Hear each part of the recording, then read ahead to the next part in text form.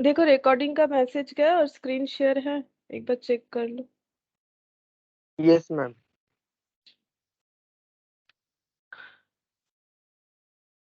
देखो हम लोग स्टैटिस्टिक्स का स्टार्ट किए ही थे, जस्ट 2 क्लास हुआ था। अब हम लोग थर्ड क्लास कर रहे हैं, ठीक है। ये मतलब आज हम लोग का बेसिक का लेक्चर 3 है, ठीक है। इसके बाद हम लोग आज आई थिंक बेसिक खत्म हो जाएगा, तो हम लोग मेजर्स ऑफ सेंट्रल टेंडेंसी से स्टार्ट कर पाएंगे। तो लास्ट क्लास में देखो हम लोगों ने कहाँ तक पढ़ा था, ये वाला पॉइंट एक बार देख लो। यहाँ पर हम लोगों ने पढ़ा था कि दो दो तरह का फ्रीक्वेंसी डिस्ट्रीब्यूशन होता है, ठीक है। हम लोग एक्चुअली स्टार्ट कर चुके थे हम लोग का फ्रीक्वेंसी डिस्ट्रीब्यूशन, ठीक है। फ्रीक्वेंसी डिस्ट्रीब्यूशन क्या होता है, तो वहां पर हम लोगों ने देखा कि फ्रीक्वेंसी डिस्ट्रीब्यूशन क्या होता है। जैसे अगर कोई भी इंसिडेंट, जैसे देखो कोई भी इंसिडेंट, मैंने एक एग्जांपल लिया था कि क्लास में मैंने एक टेस्ट लिया 10 मार्क्स का, किसी को 10 आउट ऑफ 10 आया, किसी को 10 आउट ऑफ 8 आया, किसी को 10 आउट ऑफ 9, किसी को 10 आउट ऑफ 7, किसी को 10 आउट ऑफ 8 और भी किसी को 10 आउट ऑफ 8। यानी कि दो ऐसे स्टूडेंट है जिनको 10 आउट ऑफ 8 आया, ठीक है। इसका मतलब हम लोग का फ्रीक्वेंसी डिस्ट्रीब्यूशन अगर हम लोग दिखाएंगे तो हम लोगों का यहाँ पर एफ क्योंकि 2 बार आया है, तो हम लोग ऑब्जर्वेशन में 2 बार 8 नहीं लिख के 1 बार 8 लिख के वहां पर 2 लिख सकते हैं, ठीक है। फिर मैंने ना यहाँ पर थोड़ा सा एग्जांपल चेंज करके यहाँ पर और एक 8 लिख के इसको 3 दिखाया था। तो मैंने जस्ट एक बार रिकॉल करवाया कि फ्रीक्वेंसी डिस्ट्रीब्यूशन क्या होता है। फ्रीक्वेंट जो मतलब है उससे ही फ्रीक्वेंसी डिस्ट्रीब्यूशन आया हुआ है, ठीक है। कि अगर हम लोग बार बार किसी चीजों को लिखना चाहते हैं तो बार बार एक ऑब्जर्वेशन मतलब जो देख के हम लोग इकट्ठा कर रहे हैं कि किसको कितना मिला है, ठीक है। तो 8 8 8 करके 5 बच्चे को मिला है, तो 8 8 8 करके 5 बार नहीं लिख के 8 लिख के और फ्रीक्वेंसी में 5 लिख देंगे, इसका मतलब ही होता है कि 8 5 बार ऑकर्ड हुआ है, ठीक है। अब यहाँ पर देखो कुछ अलग, यहाँ पर 2 टाइप्स ऑफ फ्रीक्वेंसी डिस्ट्रीब्यूशन हम लोगों ने देखा था। एक था ग्रुप्ड और दूसरा था अनग्रुप्ड, ठीक है। अच्छा, अनग्रुप्ड को हम लोग सिंपल भी बोलते हैं और ग्रुप फ्रीक्वेंसी डिस्ट्रीब्यूशन को बोला जाता है ग्रुप्ड और फ्रीक्वेंसी डिस्ट्रीब्यूशन, ठीक है। इसे ग्रुप फ्रीक्वेंसी डिस्ट्रीब्यूशन बोल सकते हैं। फिर हम लोगों ने देखा था कि कैसे फ्रीक्वेंसी डिस्ट्रीब्यूशन कैलकुलेट करते हैं, उसमें भी 2 मेथड देखा था, ठीक है।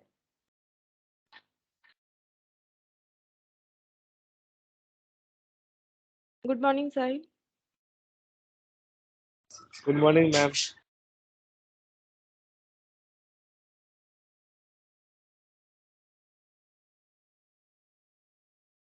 Good morning Aritri. Good morning ma'am. अच्छा, एक मिनट, ये क्या हो गया, एक सेकंड रुको, ये काफी छोटा हो गया।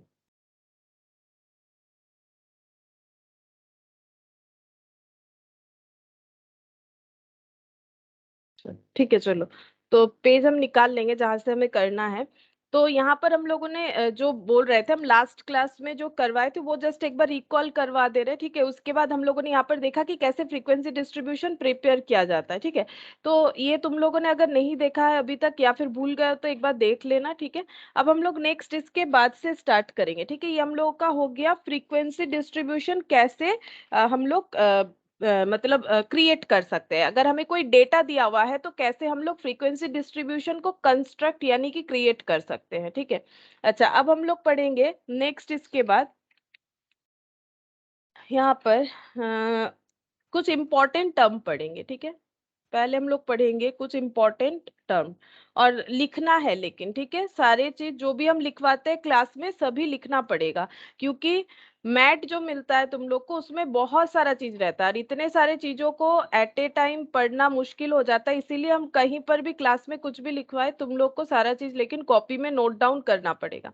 अच्छा, अब देखो इंपॉर्टेंट टर्म में पहला म्यूचुअली एक्सक्लूसिव, आज हम लोग ये सीखेंगे म्यूचुअली एक्सक्लूसिव क्लासिफिकेशन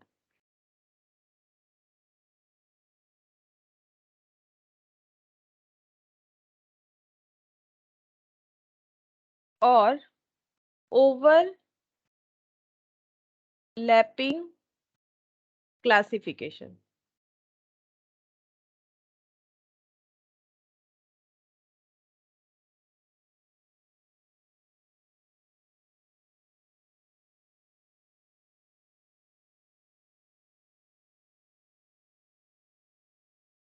ये क्या होता है, देखो म्यूचुअली एक्सक्लूसिव क्लासिफिकेशन और ओवरलैपिंग क्लासिफिकेशन क्या होता है। हम पहले लिखवा देते, फिर एक एग्जाम्पल से समझा देंगे तो तुम लोग को जो लिखवा है वो भी समझ में आ जाएगा, ठीक है। This is usually applicable for continuous variable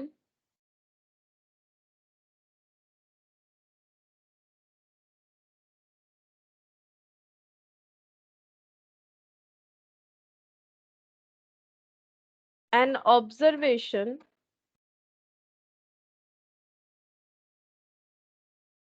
as upper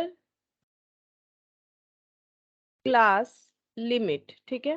इसको शॉर्ट में UCL लिखेंगे, ठीक है। जब भी लिखेंगे ना UCL लिखेंगे, अभी एक बार लिखवा दिया, अपर class limit is excluded from the class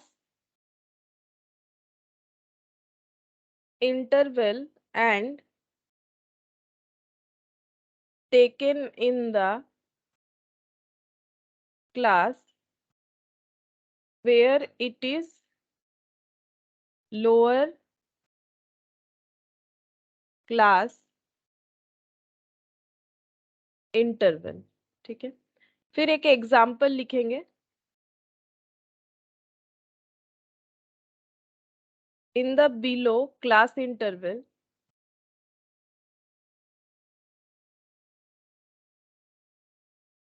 where will the observation 20 fall, ठीक है। अब ये अभी समझ में नहीं आएगा, हम एग्जाम्पल लिखते हैं, वहां से बाकी पूरा चीज हम समझा देंगे, ठीक है। अभी इतना तक लिख लो कि 20 fall। ইন্টারভেলের পরে ওটা কি লিখেছেন? Of interval interval. and ও and sorry, and taken in the class where it is lower class interval। Lower class interval को ना LCL लिखेंगे, अब कभी भी लिखेंगे LCL ताकि जल्दी लिख पाए हम लोग, क्योंकि लोअर क्लास इंटरवल इतना लिखने में टाइम लगता है ना, तो LCL लिखा है मैंने। फिर लिखा है in the below class interval where will the observation 20 fall. अब हम दिखा रहे जो एग्जाम्पल है जिससे ये पूरा चीज तुम लोग को समझ में आ जाएगा। अच्छा, तो यहाँ पर लिखते हैं एग्जाम्पल। यहाँ पर मैंने लिखा है क्लास, यहाँ पर लिखेंगे क्लास वेयर 20 विल फॉल। अच्छा, यहाँ पर डेटा लिखा है मैंने 10 to 20, 20 to 30, 30 to 40, ठीक है। अच्छा, अब देखो ये क्या है, ये एक क्लास इंटरवल है, ठीक है। क्लास इंटरवल क्या दे रखा है मैंने, 10 to 20, 20 to 30, 30 to 40, ठीक है। अब क्लास इंटरवल का मतलब क्या होता है?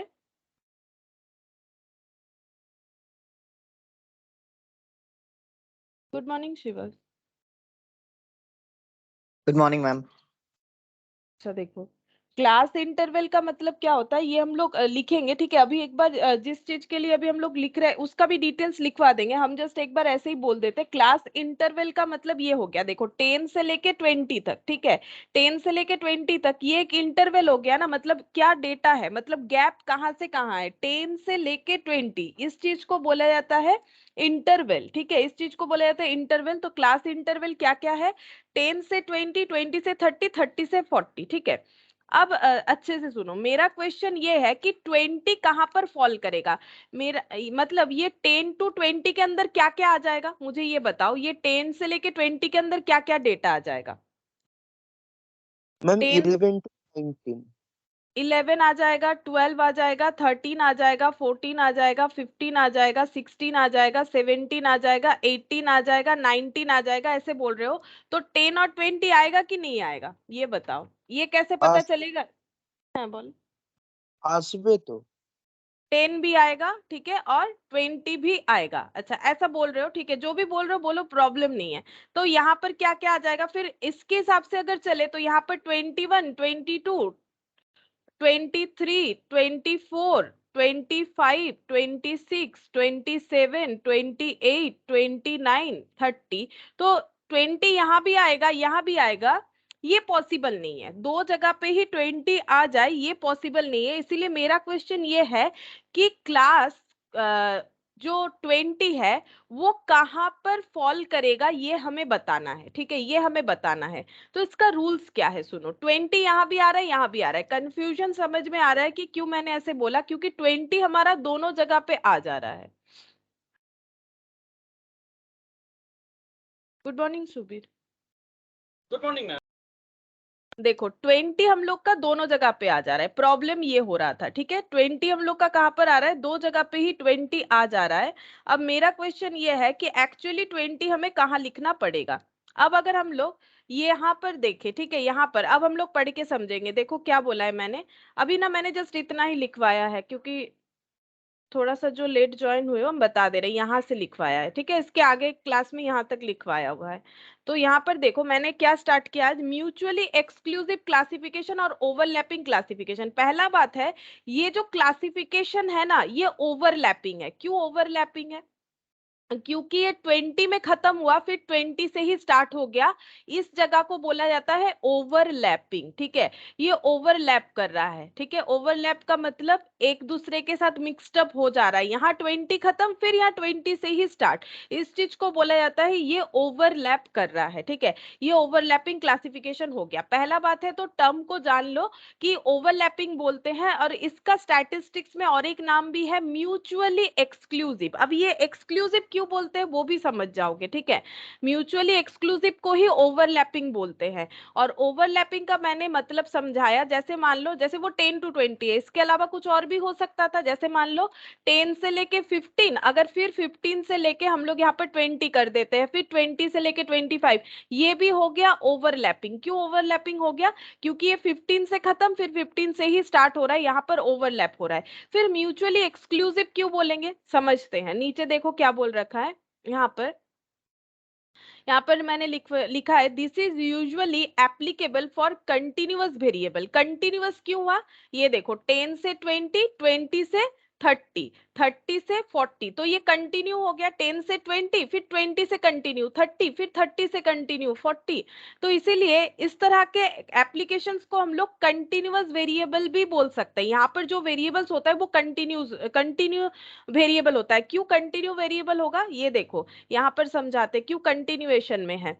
ये 10 से स्टार्ट हुआ 40 में जाके एंड हुआ, बीच में कोई ब्रेक नहीं है। 10, 11, 12, 13, 14, 15, 16, 17, 18, 19, 20 ब्रेक इसलिए नहीं है क्योंकि 20 में यहाँ खत्म हुआ। ऐसा नहीं कि यहाँ 21 से स्टार्ट है, यहाँ अगेन 20 से स्टार्ट है, तो कंटिन्यू चल रहा है। 10 से लेके ऐसे करके कंटिन्यू चल रहा है। ठीक है, इसीलिए इसे हम लोग बोलते हैं कंटिन्यूअस वेरिएबल। कोई ब्रेक नहीं है, 20 खत्म हुआ लेकिन फिर 20 से ही स्टार्ट हुआ, इसे हम लोग कंटिन्यूअस वेरिएबल भी बोलेंगे। टर्म पता होना चाहिए एमसीक्यूज के लिए, नहीं तो नहीं कर पाओगे एमसीक्यू। ठीक है, an observation as usually upper class limit is excluded from the class interval. अब ऑब्जर्वेशंस का मतलब क्या हो गया, ऑब्जर्वेशंस का मतलब ये सारे डेटा 10, 11, 12, 13, 14, 15, 16, 17, 18, 19, 20, अगर कोई पूछे कि इसमें क्या क्या ऑब्जर्वेशन है तो तुम लोग वही बोलोगे 10, 11, 12 डॉट डॉट 20। इसमें कितने सारे ऑब्जर्वेशन है, तुम लोग फिर से 20 से ही बोलोगे, 20, 21, 22 करके 30। लेकिन 20 दो जगह पे तो नहीं आ सकता है, तो एक्चुअली कहां पर आएगा वही हमें देखना है। तो अब देखो क्या बोल रहा है कि जितने भी ऑब्जर्वेशंस है, an observation as upper class limit it is excluded from the class interval and taken in the class where it is in the lower class interval। अब अपर क्लास इंटरवल और लोअर क्लास इंटरवल क्या होता है, upper class interval और lower class interval हो गया हम लोग का, ये देखो ये हो गया हम लोग का अपर क्लास इंटरवल। ठीक है, स्टार्टिंग वाला, और ये एंडिंग वाला हो जाता है लोअर नहीं सॉरी मैंने उल्टा लिख दिया।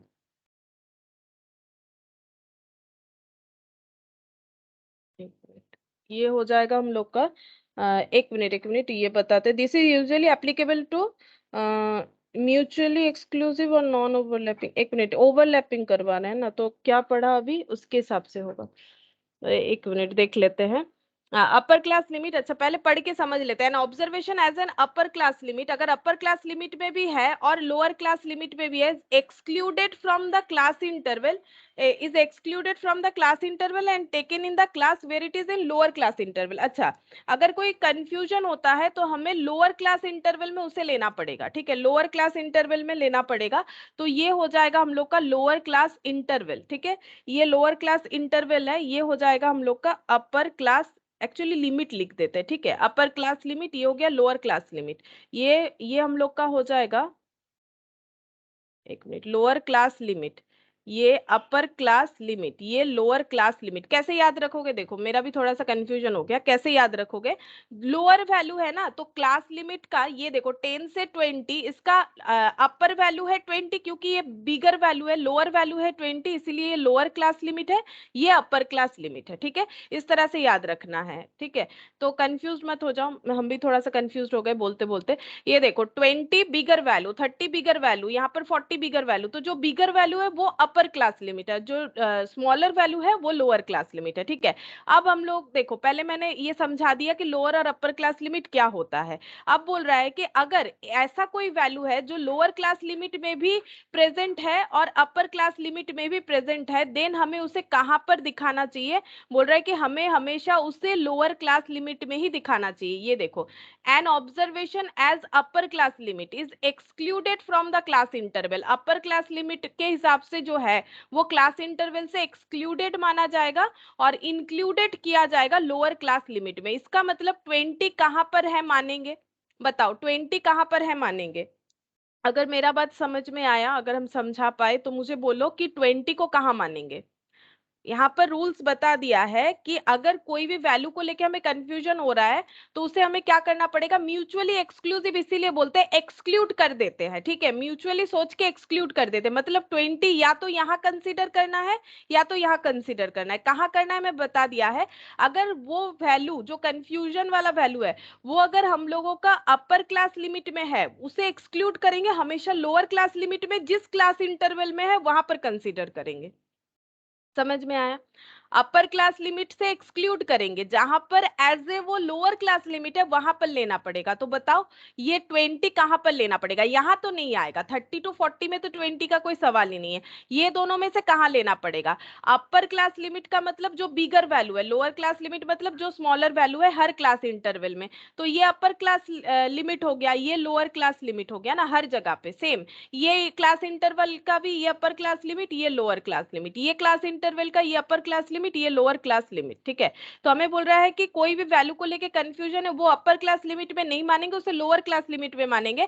मतलब ये डेटा 10 से लेके कहां तक चलेगा, फिर 10 11 12 13 19 14 15 16 17 18 और 19 तक, यहाँ 20 को नहीं लिखना है। क्यों, बोल दिया है हमें, स्टैटिस्टिक्स में बता दिया है कि अगर ऐसा होता है तो कैसे 20 या नहीं लेना है, क्योंकि अपर क्लास लिमिट में वो वैल्यू नहीं लेंगे, वो वैल्यू को कहां पर लेंगे, जिस वैल्यू को लेके कंफ्यूजन है हमेशा लोअर में लेंगे, मतलब ये 20 से स्टार्ट होगा और कहां तक चलेगा, फिर यहाँ पर भी तो 30 का प्रॉब्लम आएगा ना, तो ये कहां तक चलेगा बोलो, 29 29 तक, 29 तक, यहाँ 30 नहीं लिखना है, 30 यहाँ पर हो जाएगा। तो कंफ्यूजन खत्म कि कहां पर हमें क्या चीज को लेना है, ठीक है। तो यहाँ पर हम लोग अगर 20 का देखें तो 20 यहाँ भी नहीं आएगा, 20 कहाँ पर आ जाएगा, यहाँ पर, यहाँ से क्या हो गया, एक्सक्लूडेड, ठीक है, एक्सक्लूडेड।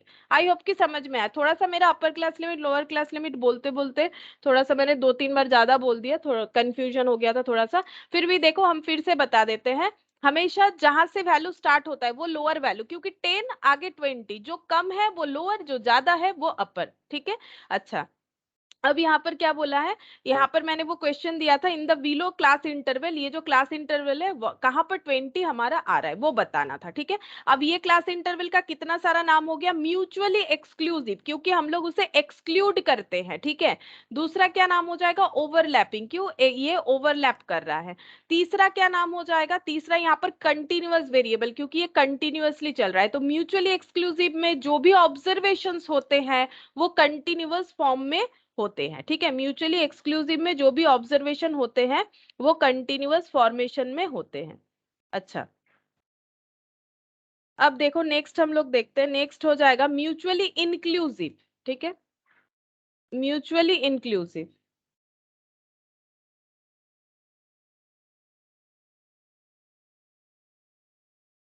क्लासिफिकेशन और non overlapping classification.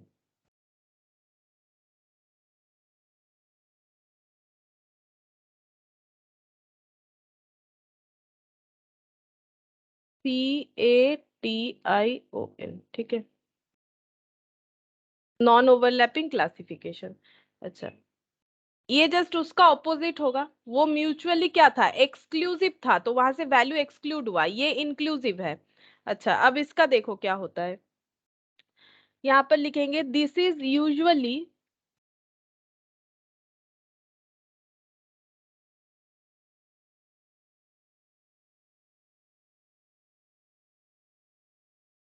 Applicable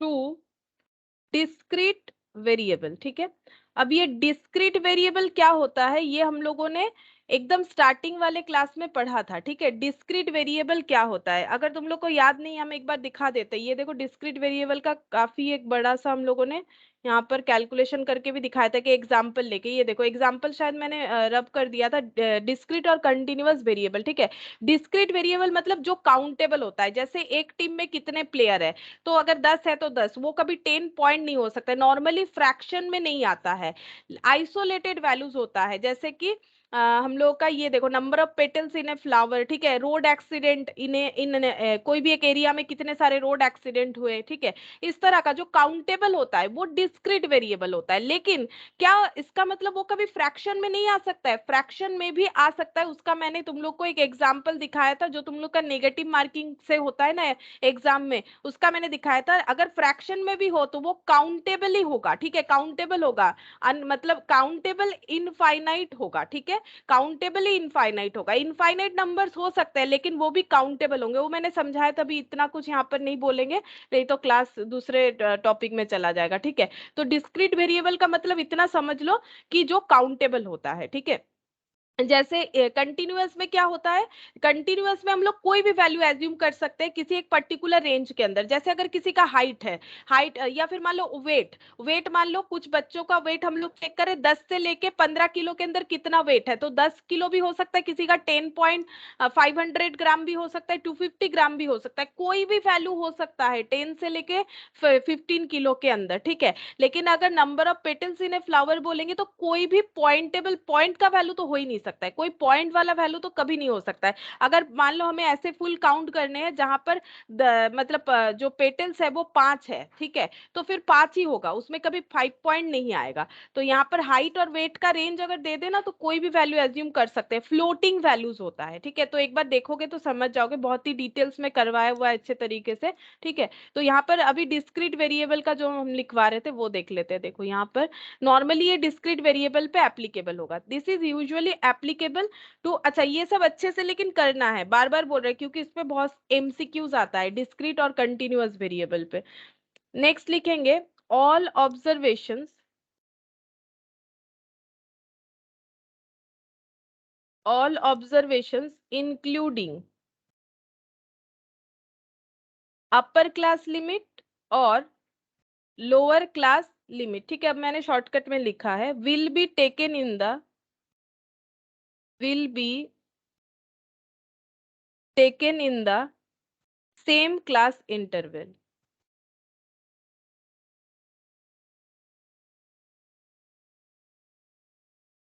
as there is no confusion। ठीक है, यहाँ पर कोई कंफ्यूजन होगा नहीं, इसीलिए जो जहां पर है वहीं पर इंक्लूड करवाना पड़ेगा। एग्जाम्पल से समझ जाओगे, एग्जाम्पल बना लेते हैं। क्लास इंटरवल लिखो या क्लास लिखो, बात एक ही है। ठीक है, उसमें कोई प्रॉब्लम नहीं होता। जैसे मैंने यहाँ पर सिर्फ क्लास लिखा है, अगर तुम लोग चाहो तो इसको इंटरवल लिख दो, बात एक ही है, उसमें कोई फर्क नहीं पड़ेगा, क्लास इंटरवल या क्लास। ठीक है, तो क्लास इंटरवल लिख दिया, इधर लिख देते हैं क्लास वेयर 20 विल फॉल। ठीक है, सेम एग्जाम्पल लिया है, कहां पर 20 आएगा ये तुम लोग बताओ। ये तुम लोग मुझे ऐसे ही बता सकते हो, मुझे कुछ समझाना भी नहीं पड़ेगा। जैसे कि 10 से 19, फिर 20 से 29, फिर 30 से 39। मुझे बताओ 20 कहाँ पर आएगा, 20 ऑब्जर्वेशन कहाँ पर आएगा, कौन से क्लास इंटरवल में 20 आ सकता है। 20 ये to तो 29। 20 to 29, यहाँ तो कोई कंफ्यूजन है ही नहीं। ये कहाँ से कहाँ तक चलेगा ये बताओ पहले, ये सही हुआ है आंसर। ये कहाँ से कहाँ चलेगा, 10 से लेके स्टार्ट होगा और एंड कहाँ पर होगा, 19 में। और इसके बाद ये 20 आ गया।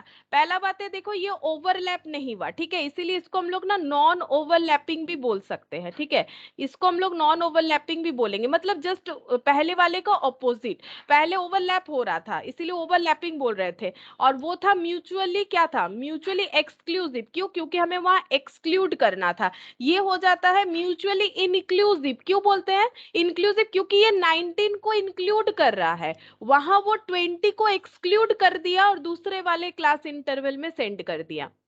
ये हो जाता है इंक्लूसिव। ठीक है, ये होता है इंक्लूसिव, क्योंकि ये जितने भी रेंज दिखा रहा है 10 से लेकर 19 सारे वैल्यूज को इंक्लूड करते हुए चलेगा, इसीलिए इसे हम लोग म्यूचुअली इंक्लूसिव क्लासिफिकेशन या फिर नॉन ओवरलैपिंग बोलते हैं। दोनों पॉइंट का मतलब समझ लो, ताकि या मतलब रटना ना पड़े। ठीक है, तो ये हो गया नॉन ओवरलैपिंग। क्यों हुआ, क्योंकि ये 19 से खत्म फिर 20 से स्टार्ट है, ओवरलैप हुआ नहीं। दूसरा, ये म्यूचुअली इंक्लूसिव इसीलिए है क्योंकि सारे वैल्यूज को इंक्लूड करके चल रहा है। ठीक है, और ये नॉर्मली कैसे वेरिएबल्स के लिए एप्लीकेबल होगा, ये हमेशा डिस्क्रीट वेरिएबल्स के लिए एप्लीकेबल होगा, जहां पर कोई पॉइंट वाइंड नहीं आएगा। अगर आएगा भी तो वो काउंटेबली इनफाइनाइट होगा। This is usually applicable to discrete variable all observations including upper class limit और लोअर क्लास लिमिट। सारे ऑब्जर्वेशन वो सेम क्लास इंटरवल में ही आएंगे। मतलब अगर क्लास इंटरवल 10 से लेके 19 है तो ये स्टार्ट होता है 10 से और एंड भी होगा 19 से। मतलब ये जो लोअर क्लास लिमिट है और अपर क्लास लिमिट है, सारे वैल्यूज जहां जो लोअर क्लास लिमिट है अपर क्लास लिमिट है,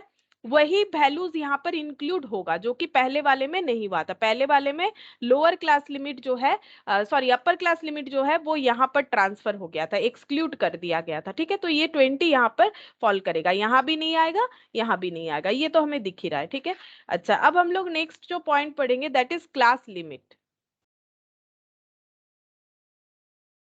क्लास लिमिट किसे बोलते हैं। अच्छा, क्लास लिमिट का मतलब हो जाएगा फॉर ए क्लास इंटरवल। ठीक है, जैसे कि यहां पर था, ये भी एक क्लास इंटरवल था, ये भी एक क्लास इंटरवल था। ठीक है, तो for a class interval class limit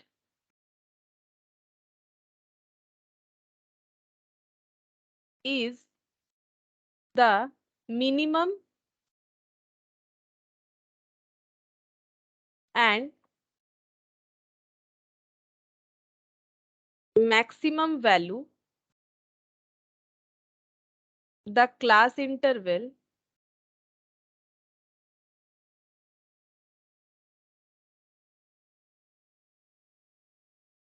may contain। ठीक है, तो ये क्या बोला है, देखो क्लास लिमिट का मतलब क्या है। अगर कोई क्लास इंटरवल हम लोग लिख रहे हैं, वहां पर क्लास लिमिट हो जाता है उस क्लास इंटरवल का मिनिमम और मैक्सिमम वैल्यू। जैसे देखो यहाँ पर मिनिमम वैल्यू 10, यहाँ पर मैक्सिमम वैल्यू 20, यहाँ 20 मिनिमम, यहाँ 30 मैक्सिमम। अब जैसे क्लास इंटरवल चेंज होगा ना, मिनिमम मैक्सिमम भी चेंज हो जाएगा। यहाँ मीन 10, यहाँ पर मीन 20, यहाँ पर मीन 30, यहाँ पर मैक्स 20, मैक्स 30, मैक्स 40। सिमिलरली यहाँ पर मीन 10 और मीन 20, मीन 30, और यहाँ पर हो गया मैक्स 19, मैक्स 29 और मैक्स 39। ठीक है, तो ये मिनिमम वैल्यू और मैक्सिमम वैल्यू। तो इंटरवल का मतलब हो जाता है ना एक रेंज। ठीक है, मिनिमम से लेके maximum. For a class interval class limit is the minimum and maximum value the class interval में कंटेन। ठीक है, अच्छा मिनिमम को क्या बोला जाता है और मैक्सिमम को क्या बोला जाता है, वो अभी हम लोगों ने पढ़ा भी था। ठीक है, ये देखो मिनिमम, मिनिमम को क्या बोलते हैं, लोअर क्लास लिमिट, या फिर इसका और एक नाम भी है, लिमिट के जगह तुम लोग को ये टर्म भी मिलेगा, इंटरवल। ठीक है, एक ही बात है जिसको लेके मेरा थोड़ा सा कंफ्यूजन हो गया था इन दैट मोमेंट। तो ये देखो, लोअर क्लास लिमिट या लोअर क्लास इंटरवल बोलो, बात एक ही है। ठीक है, फिर हो जाएगा मैक्सिमम। मैक्सिमम का मतलब हो जाएगा अपर, अपर या फिर हायर भी बोल सकते हो, अपर क्लास लिमिट या फिर इंटरवल। ठीक है, अच्छा इस पे भी एक एग्जांपल लेके समझ लेते हैं, इस पे भी एक एग्जांपल ले लेते हैं। यहाँ पर लिखा मैंने क्लास इंटरवल या फिर इसको हम लोग बोल सकते हैं लिमिट। ठीक है, क्लास इंटरवल बोलो, अगर क्वेश्चन में क्लास इंटरवल लिखा हुआ है या लिमिट लिखा हुआ है, दोनों चीज एक ही बात को समझा रहा है। ठीक है, यहाँ पर लिखते हैं टाइप्स, तुम लोग बताओगे मुझे आंसर। ठीक है, और यहाँ पर मैंने लिखा लोअर क्लास लिमिट और यहाँ पर लिख दिया अपर क्लास लिमिट, या फिर इंटरवल भी लिख सकते हैं, मैंने शॉर्ट में यहाँ पर लिख दिया। अच्छा, अब हम एग्जाम्पल लेते हैं, 10 से लेके 19, 20 से लेके 29, 30 से लेके 39। ठीक है, अच्छा सबसे पहले मुझे ये बताओ कि ये क्लास इंटरवल का लोअर क्लास लिमिट क्या है, अपर क्लास लिमिट क्या है और उसका टाइप्स क्या है। पहले ये बताओ, ये जो क्लास इंटरवल है ये कैसे टाइप ऑफ क्लास इंटरवल है। अभी हम लोगों ने दो टाइप का क्लास इंटरवल पढ़ा, म्यूचुअली एक्सक्लूसिव और इंक्लूसिव बोल लो, या फिर ओवरलैपिंग नॉन ओवरलैपिंग, एक ही बात है, मतलब दो नाम है ना। तो ये कौन सा वाला क्लास इंटरवल है, म्यूचुअली एक्सक्लूसिव है कि इंक्लूसिव है, या फिर ओवरलैपिंग है कि नॉन ओवरलैपिंग है, बताओ। ये पूरा तीन जो क्लास इंटरवल लिखवाया मैंने, ये ओवरलैपिंग वाला है कि नॉन ओवरलैपिंग है। Non overlapping. करेक्ट, ये नॉन ओवरलैपिंग है।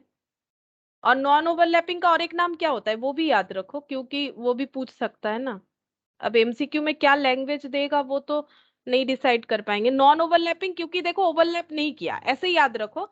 और एक नाम क्या होता है, या तो म्यूचुअली एक्सक्लूसिव या इंक्लूसिव। ठीक है, अब यहाँ पर देखो, नॉन ओवरलैपिंग होने से 10 से लेके 19 सारा का सारा इसी क्लास इंटरवल में है, ये किसी को एक्सक्लूड नहीं कर रहा है, तो इसे हम लोग क्या बोलेंगे, म्यूचुअली इंक्लूसिव। ठीक है, इसे हम लोग क्या बोलेंगे, म्यूचुअली इंक्लूसिव। ठीक है, सेम यहाँ पर। अब बताओ इसका लोअर क्लास लिमिट क्या है, इस क्लास इंटरवल का लोअर क्लास लिमिट क्या है और अपर क्लास लिमिट क्या है, बताओ। बोलो, मैंने तो आसान सा क्वेश्चन पूछा है, फटाफट बता दो। लोअर क्लास लिमिट क्या है, अपर क्लास लिमिट क्या है, बताओ, कोई तो बताओ, सभी तो क्लास में हो। 10 से लेके 19 लोअर क्लास लिमिट कौन सा है, इस इन दोनों में लोअर कौन सा है, 10। अपर कौन। लोअर क्लास लिमिट 10 है, अपर क्लास लिमिट 19 है।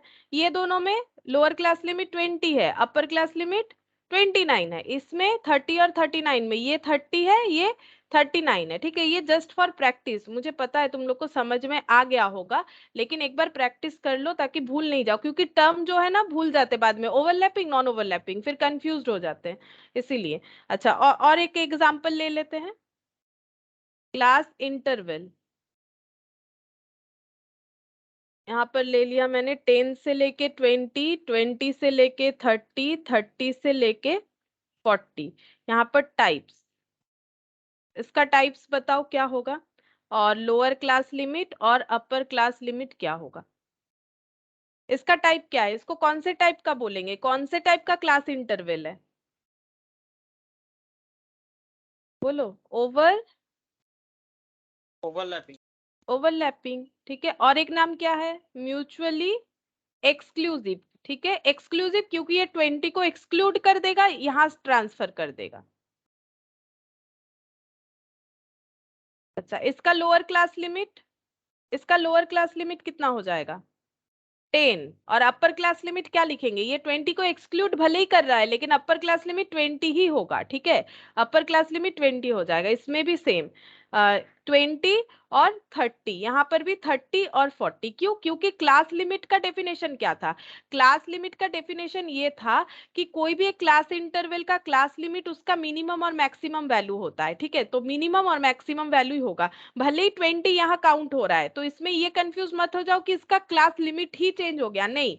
ये 20 ऑब्जर्वेशन यहाँ बिलोंग करेगा, लेकिन इसका क्लास लिमिट जो है, लिमिटेशन 20 तक ही चल रहा है, ठीक है? अब ये समझ में आता है तो क्लास बाउंड्री अब हम लोग पढ़ेंगे, वहां भी समझ में आएगा कि क्लास बाउंड्री क्या होता है, ठीक है? लिमिट और बाउंड्री में फर्क क्या है। तो अब हम लोग लिखेंगे class boundary.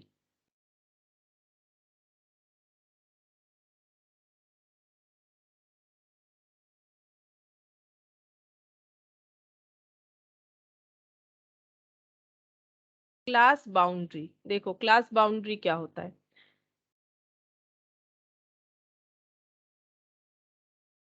There are actual class limit of a class interval, ठीक है? अब ये पॉइंट क्यों आया, देखो। अब तुम लोग के दिमाग में ये क्वेश्चन होना चाहिए था कि अगर ये 20 यहाँ शिफ्ट हो जाता है क्योंकि ये ओवरलैपिंग है, तो इसका मिनिमम तो 19 तक ही हुआ, ठीक है? अगर एक्चुअली में देखो कि हम लोग बोल रहे हैं कि ऐसे क्लास इंटरवल का जो इसमें ऑब्जर्वेशन है वो 10 होगा, 11 होगा, 12 होगा, 13 होगा, 14 होगा, 15 होगा, 16, 17, 18 और 19 होगा, 20 नहीं होगा। अभी तो हम लोगों ने यही सीखा था। तो इसका जो लास्ट क्लास लिमिट है वो तो 19 है, फिर हम लोगों ने यहाँ 20 लिखा। तो ये जो प्रॉब्लम है इसको एलिमिनेट करने के लिए क्लास बाउंड्री का कंसेप्ट लाया गया, ठीक है? तो क्लास लिमिट अगर पूछे तो फिर 20 बोलेंगे, लेकिन अगर क्लास बाउंड्री बोले तो क्या बोलेंगे, ठीक है? वो देखते हैं कि ये थोड़ा सा इम्प्रैक्टिकल तो लग रहा है ना कि अगर 19 तक ही डेटा है तो इसका लिमिट 20 कैसे होगा। तो वही चीज देखो, उसके लिए ये कंसेप्ट आया क्लास बाउंड्री, ठीक है? क्लास बाउंड्री क्या है? There are actual class limit of a class interval. कोई भी क्लास इंटरवल का जो एक्चुअल क्लास लिमिट होता है उसे हम लोग उसे क्लास बाउंड्री बोलते हैं। देखो कैसे, यहां पर लिखेंगे point A, for mutually exclusive. अभी अभी सीखा था, ठीक है? जो टर्म है उसे समझो, म्यूचुअली एक्सक्लूसिव और ओवरलैपिंग।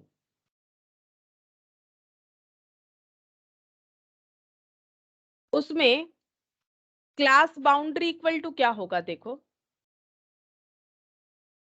क्लास बाउंड्री इक्वल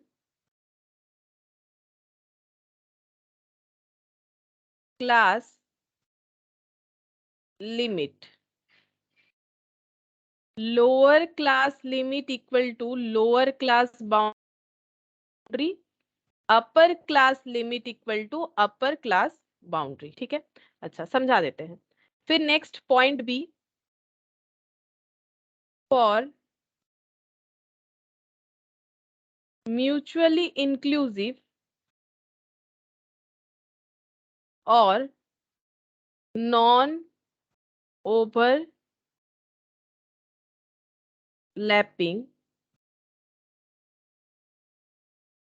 इसमें हो जाएगा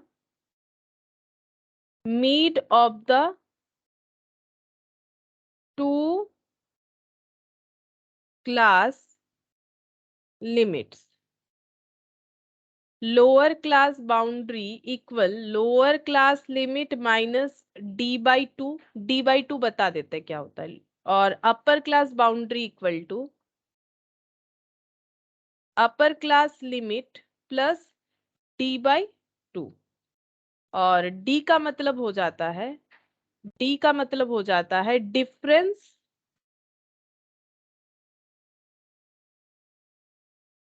और डिफरेंस का मतलब हो जाता है lower class limit of any class minus upper class limit of preceding class.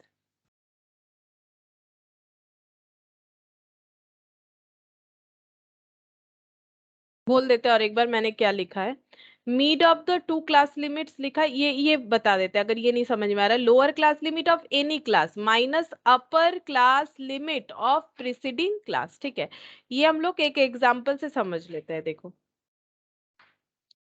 तो हम लोग क्या पढ़ रहे हैं, हम लोग पढ़ रहे हैं क्लास बाउंड्री। ठीक है, ये देखो हम लोग क्या पढ़ रहे हैं, क्लास बाउंड्री। क्लास बाउंड्री का मतलब क्या हो गया, there are actual limit, class limit of a class interval. ठीक है, हर एक क्लास इंटरवल का एक एक्चुअल क्लास लिमिट भी होता है। तो म्यूचुअली एक्सक्लूसिव या फिर जो ओवरलैपिंग है उसमें जो क्लास बाउंड्री है वही क्लास लिमिट है। ठीक है, उसमें जो क्लास बाउंड्री है वही क्लास लिमिट है। जैसे कि ये वाला यहाँ पर देखो, जो क्लास बाउंड्री है वही क्लास लिमिट है, मतलब ये क्लास बाउंड्री भी हो जाएगा। लेकिन इसमें जो क्लास लिमिट है और क्लास बाउंड्री है वो अलग अलग हो रहा है, तो इसको हम लोगों को एक ही करना पड़ेगा। तो देखो यहाँ पर क्या हो जाएगा, ये एक एग्जांपल ले लेते, रुको तब समझ में आएगा ये पूरा पॉइंट। एक एग्जांपल ले लेते यहाँ पर मैंने लिखा क्लास। ठीक है, क्लास का मतलब ही क्लास इंटरवल। यहाँ पर लिख दिया मैंने टाइप्स किस तरह का है ये तुम लोग बता देना मुझे। लोअर क्लास लिमिट, अपर class limit, lower class boundary, lower class boundary और अपर क्लास बाउंड्री। ठीक है, अब रूल्स हमें क्या बोल रहा है, मान लो क्लास इंटरवल है कुछ ऐसा 10 to 19, फिर 20 से 29, फिर 30 से 39। ठीक है, ये टाइप क्या हो गया, ये हो गया नॉन ओवरलैपिंग। ठीक है, ये टाइप क्या हो गया, नॉन ओवरलैपिंग। पहले यहाँ पर लिख लेते हैं टाइप नॉन ओवरलैपिंग, या फिर इसका और एक नाम भी है नॉन ओवरलैपिंग, या फिर इसका और एक नाम भी है क्या होता है, म्यूचुअली इंक्लूसिव। इसका और एक नाम होता है म्यूचुअली इंक्लूसिव। ठीक है, ये हर जगह पे एप्लीकेबल हो गया। ये हम लोग का क्लास इंटरवल जो है ये नॉन ओवरलैपिंग टाइप है। इसमें लोअर क्लास लिमिट कितना है, लोअर क्लास लिमिट हमें दिख रहा है वो है 10। ठीक है, इसमें अपर क्लास लिमिट कितना है 19। अभी अभी हम लोगों ने सीखा था क्लास लिमिट का मतलब है कोई भी एक क्लास इंटरवल का मिनिमम और मैक्सिमम वैल्यू। ये सोचो, टर्म से तुम लोग कंफ्यूज मत हो जाओ कि सब एक जैसा लग रहा है, डेफिनेशन अलग अलग है। क्लास लिमिट क्या कैसे आइडेंटिफाई करते हैं, किसी भी क्लास इंटरवल का मिनिमम और मैक्सिमम वैल्यू देख के, जो यहाँ पर दिख रहा है। ठीक है, तो दिख रहा है कि 10 मिनिमम वैल्यू है, मैक्सिमम वैल्यू 19 है, 20 मिनिमम वैल्यू है, मैक्सिमम वैल्यू 29 है, 30 मिनिमम वैल्यू है, मैक्सिमम वैल्यू 39 है। अब क्लास बाउंड्री क्या होगा, उसके लिए हमें क्या बोला गया है, नॉन ओवरलैपिंग या म्यूचुअली एक्सक्लूसिव में। ठीक है, नॉन ओवरलैपिंग या फिर म्यूचुअली इंक्लूसिव, सॉरी एक्सक्लूसिव क्यों बोल रहे हैं, इंक्लूसिव में यहाँ पर क्लास बाउंड्री इक्वल टू क्या हो जाएगा, lower class limit minus D by two, lower class limit minus D by two. और अपर क्लास बाउंड्री कैसे निकालेंगे, अपर class limit plus D by two. अब ये डी क्या है, डी है डिफरेंस, किस चीज का डिफरेंस है, lower class limit of any class minus upper class limit of preceding class. देखो कैसे होगा, शायद तुम लोगों ने जब स्टैटिस्टिक्स कभी ना कभी तो किया होगा, तो ये डी का कंसेप्ट तुम लोग ऐड करते हो, 0.5 लेस करते हो, ये लोगों को डेटा जो है ना मतलब दिमाग में सेट हो गया है। बट ये डी कैसे आता है, अगर नहीं पता है तो देखो, अगर पता है तो भी देखो कि यहाँ पर डी कैसे आता है। यहाँ पर क्या हुआ है, क्लास इंटरवल जो है ये हम लोग का यहाँ 19 में खत्म और 20 से स्टार्ट। लोअर क्लास बाउंड्री कैसे निकालेंगे, हमें बता दिया है लोअर क्लास बाउंड्री कैसे निकाला जाएगा। लोअर क्लास बाउंड्री का मतलब हो जाएगा lower class limit minus D by two. जब लोअर का बात आएगा तो डी बाई टू माइनस हो जाएगा, और upper class limit plus D by two, ये हमें फॉर्मूला बता दिया है। ठीक है, अपर class limit plus D by two. अब फॉर्मूला कैसे देखो, डी मतलब डिफरेंस, और ये अपर है इसीलिए प्लस हुआ, ये लोअर है इसीलिए माइनस हुआ। अब ये डी को कैसे निकालेंगे, तो डी को यहाँ पर दिखाते हैं डी कैसे निकलता है। डी का मतलब हो जाएगा डिफरेंस। डिफरेंस कैसे, डिफरेंस बोला है lower class limit of any class, कोई भी क्लास ले लो उसका लोअर क्लास लिमिट। ठीक है, जैसे मान लो ये पहला क्लास लेते हैं, इसका लोअर क्लास लिमिट कितना है ये वाला, तो हमें क्या करना है, lower class limit of any class लेना है, ले लिया, माइनस करना पड़ेगा अपर class limit of preceding class. अब देखो प्रॉब्लम क्या हुआ, इसका कोई प्रीसीडिंग क्लास नहीं है, प्रीसीडिंग मतलब इसके पहले, प्रीसीडिंग मतलब इसके पहले। ठीक है, इसके पहले कोई क्लास नहीं है कि हम इसको यहाँ माइनस कर दें, ठीक है, माइनस कर दे तो माइनस करने का डेटा नहीं आ रहा है, तो इसका मतलब ये हम लोग डी को फाइंड आउट करने के लिए ये क्लास इंटरवल अप्लाई नहीं कर सकते। फिर से समझो, ये क्लास इंटरवल क्यों नहीं अप्लाई कर पाएंगे, क्योंकि डी कैसे निकलेगा, कोई भी क्लास लिमिट, कोई भी क्लास का लोअर क्लास लिमिट ले लो, कोई भी क्लास का लोअर क्लास लिमिट ले लो, तो ठीक है, इस क्लास का ये है, इस क्लास का ये है, इस क्लास का ये है, लेकिन इसका प्रीसीडिंग कुछ है नहीं कि हम लोग माइनस कर दे, इस वजह से पहला वाला हम लोग कभी नहीं ले सकते। इस फॉर्मूले को अप्लाई करने के लिए हम लोग दूसरे वाले से स्टार्ट जरूर कर सकते हैं। तो ये देखो डी यानी डिफरेंस, डिफरेंस कैसे निकलेगा, lower class limit of any class interval, lower class limit of any class interval minus upper class limit of the preceding class interval. इसका अपर क्लास लिमिट कितना है, 19 है, तो यहाँ पर मैंने 19 माइनस कर दिया। देखो यही चीज मैंने यहाँ पर फॉर्मूले में डी का वैल्यू बोल रखा है, ठीक है, lower class limit of any class minus upper class limit of the preceding class. तो आंसर कितना आया, आंसर यहाँ पर 1 आ जाएगा। अच्छा, क्या हम लोग इसके अलावा अगर ये क्लास इंटरवल से लेंगे तो भी क्या सेम आंसर आएगा, बिल्कुल सेम आंसर ही आएगा, ठीक है। तो ये देखो यहाँ पर लोअर क्लास लिमिट लेना है हमें, ठीक है, लोअर क्लास लिमिट 30 और जस्ट प्रीसीडिंग क्लास का अपर क्लास लिमिट यानी कि 29, तो यहाँ पर ले लिया मैंने 29, तो आंसर कितना आ गया, फिर से 1 आ गया, ठीक है। अब हम लोग को लेना क्या है, डी लेना है, डी हमेशा कोई भी क्लास इंटरवल से लो इक्वल आएगा और हमें डी बाई 2 करना है, ठीक है। तो अब d बाई 2 कैलकुलेट कर लो, d बाई 2 हो गया 1/2 जो कि होता है 0.5, और यही वाला चीज तुम लोग नॉर्मली एडलेस कर लेते हो, लेकिन हमेशा 1 आएगा ऐसा जरूरी नहीं है, ठीक है, सब में इक्वल आएगा, लेकिन हमेशा माइनस करने से 1 आएगा ऐसा जरूरी नहीं, कुछ और भी हो सकता है जो कि काफी कम होता है, ऐसा एग्जाम्पल, ठीक है, नॉर्मली 1 ही आता है डिफरेंसेस। तो अगर ये 1 आ गया तो ये यहाँ पर -0.5 लेस हो जाएगा, यहाँ पर 0.5 ऐड हो जाएगा, कहां पर होगा, लोअर क्लास लिमिट, तो लोअर क्लास लिमिट में 0.5 लेस मतलब 10 माइनस 0.5, ठीक है। तो 10 माइनस 0.5 ये कितना हो जाएगा, 9.5, ये कितना हो गया 20 माइनस 0.5, तो ये 20 माइनस 0.5 यानी ये हो जाएगा 19.5, यहाँ पर हो गया 30 माइनस 0.5 यानी ये हो गया 29.5। अब अपर क्लास बाउंड्री कैसे निकालेंगे, अपर क्लास लिमिट यानी 19 प्लस डी बाई 2 यानी 0.5, ठीक है, तो 19.5 और यहाँ पर कितना हो गया 29 प्लस 0.5 यानी 29.5, यहाँ पर कितना हो गया 39 प्लस 0.5 यानी 39.5, ठीक है। ये हम लोगों का आंसर आ गया कि लोअर क्लास बाउंड्री और अपर क्लास बाउंड्री कैसे कैलकुलेट किया जाएगा।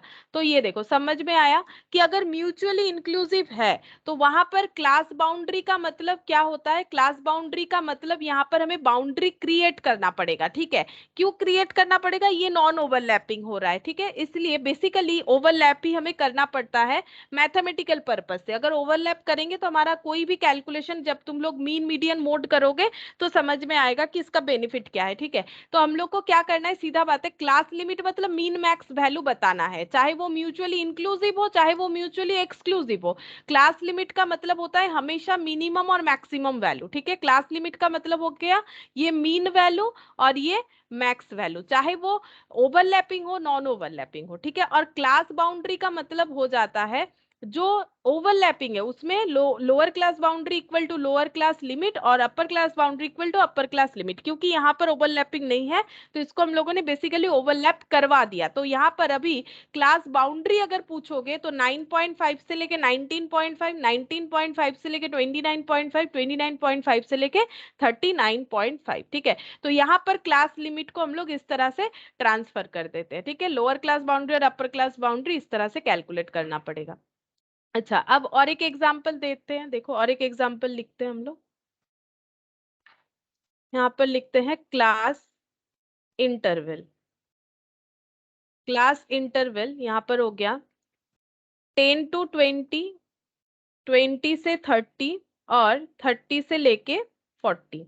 टाइप इसका क्या हो जाएगा, टाइप हो गया इसका ओवरलैपिंग, ठीक है, ओवरलैपिंग, या फिर इसको और एक नाम क्या बोलते हैं, म्यूचुअली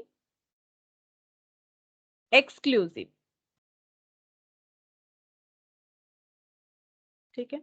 लोअर क्लास लिमिट क्या होगा, अपर क्लास लिमिट क्या होगा। लोअर क्लास लिमिट और अपर क्लास लिमिट कुछ नहीं, जो मिनिमम वैल्यू है वो हर एक क्लास इंटरवल का, और जो मैक्सिमम वैल्यू, इन दोनों में मैक्सिमम 20 है वो अपर क्लास लिमिट, इन दोनों में मैक्सिमम 30 है वो अपर क्लास लिमिट, इन दोनों में मैक्सिमम 40 है वो हो जाएगा हम लोगों का अपर क्लास लिमिट। अब यहाँ पर क्लास बाउंड्री, तो क्लास बाउंड्री को क्या लिखते हैं, लोअर, यहाँ भी दो होता है, लोअर क्लास बाउंड्री और अपर क्लास बाउंड्री, ठीक है। अब यहाँ पर क्या हो जाएगा, यहाँ पर हमें कोई चेंज करने का जरूरत नहीं होगा, क्योंकि एक्चुअल और जो लिमिट है उसमें कोई फर्क नहीं है, ठीक है। क्योंकि क्लास बाउंड्री का मतलब क्या होगा, actual class limit of a class interval, ठीक है। Actual class limit of a class interval is class boundary. तो एक्चुअली अगर देखो तो क्लास लिमिट हम लोग का 10 से लेके 20, क्योंकि लिमिट का मतलब क्या है, वैल्यूज, ठीक है। यहाँ पर 20 एक्सक्लूड होके यहाँ पर आ जा रहा है, लिमिट का मतलब है मिनिमम और मैक्सिमम वैल्यूज, ठीक है। तो यहाँ पर क्लास बाउंड्री भी 10 होगा, 20 होगा, 30 होगा। यहाँ पर class boundary, upper class boundary 20 होगा, 30 होगा, 40 होगा, क्योंकि इस केस में जो लोअर क्लास बाउंड्री है वही लोअर क्लास लिमिट है, और जो अपर क्लास बाउंड्री है वही अपर क्लास लिमिट है। देखो वही मैंने डेफिनेशन में लिखवाया है कि class boundary equal to class limit हो जाता है म्यूचुअली एक्सक्लूसिव या ओवरलैपिंग के केस में, क्योंकि क्लास बाउंड्री का मतलब होता है एक्चुअल लिमिट, ठीक है, और लिमिट का मतलब होता है मिनिमम और मैक्सिमम वैल्यू। तो इसीलिए एक्चुअल लिमिट जो है वही हम लोगों का क्लास बाउंड्री होता है, ठीक है। तो इसीलिए यहाँ पर इस तरह से होगा। तो जब भी हमारा म्यूचुअली इंक्लूसिव रहेगा तब हम लोग उसे बेसिकली किस में ट्रांसफर कर दिए, एक्सक्लूसिव में ही ट्रांसफर कर दिए, ठीक है। क्योंकि जैसे ही हम लोगों ने ये चेंज किया ना, वैसे ये ओवरलैपिंग ऑटोमेटिकली बन गया। तो ठीक है, ये क्लास बाउंड्री के लिए हमें सोचना था कि किस तरह से क्लास बाउंड्री पूछा जाए तो क्या बताना है, तो मैंने ये दोनों तरह का ही बता दिया, म्यूचुअली एक्सक्लूसिव और इंक्लूसिव। अब नेक्स्ट हम लोग पढ़ेंगे मिड पॉइंट। नेक्स्ट हम लोग पढ़ेंगे मिड पॉइंट, या फिर इसका और एक नाम भी है मीड वैल्यू ऑफ क्लास, या फिर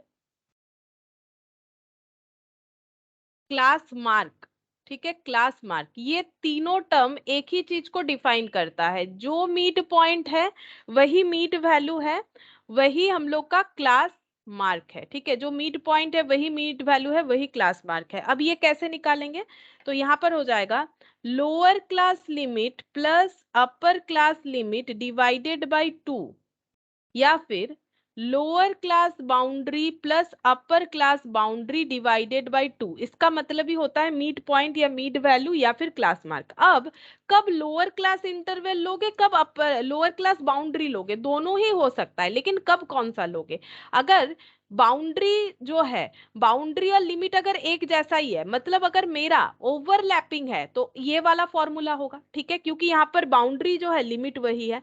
लेकिन अगर मेरा नॉन ओवरलैपिंग हो जाता है तो उस केस में बाउंड्री निकाल के हम लोग कर सकते हैं। तो बेसिकली मीड वैल्यू का मतलब हो गया दो क्लास इंटरवल का जो मीन और मैक्स वैल्यू है वो ऐड डिवाइडेड बाय 2, ये इस केस में हो जाएगा।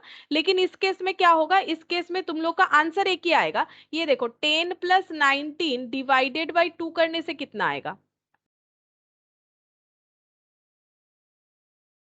14.5, और 9.5 और 19.5 डिवाइडेड बाई 2 करने से कितना आएगा, ये कितना हो जाएगा, 19 और 9 कितना हो गया, 28, और ये 29 ही होगा, ठीक है। तो भी तुम लोग का वही 14.5 ही आएगा, इसीलिए और लिखा हुआ है। सोचो और क्यों लिखा हुआ है, हम लोग के फॉर्मूले में बोल रहा है कि लोअर क्लास लिमिट और अपर क्लास लिमिट को ऐड करके डिवाइडेड बाई 2 करोगे तो भी चलेगा, या फिर अगर बाउंड्री निकाल चुके हो तो बाउंड्री को भी ऐड करके डिवाइडेड बाई 2 करोगे तो भी चलेगा। क्यों, अब इसमें तो देखो मुझे क्या बताना है, इसमें जो बाउंड्री है वही लिमिट है तो इसमें कोई फर्क नहीं है, लेकिन इसमें और जो है एप्लीकेबल हो रहा है कि नहीं, देखो 10 और 19 ऐड करके डिवाइडेड बाई 2 करने पे जितना आता है, सिमिलरली ये दोनों को ऐड करके डिवाइडेड बाई 2 करने पे भी उतना ही आएगा। तो चाहे बाउंड्री ले लो चाहे लिमिट ले लो, बात एक ही है। मिड पॉइंट मतलब ये क्लास इंटरवल का मिडिल वैल्यू क्या है, ठीक है। मिडिल वैल्यू हो गया 29.5, ठीक है। ये हो गया हम लोग का मिड पॉइंट या मिड वैल्यू।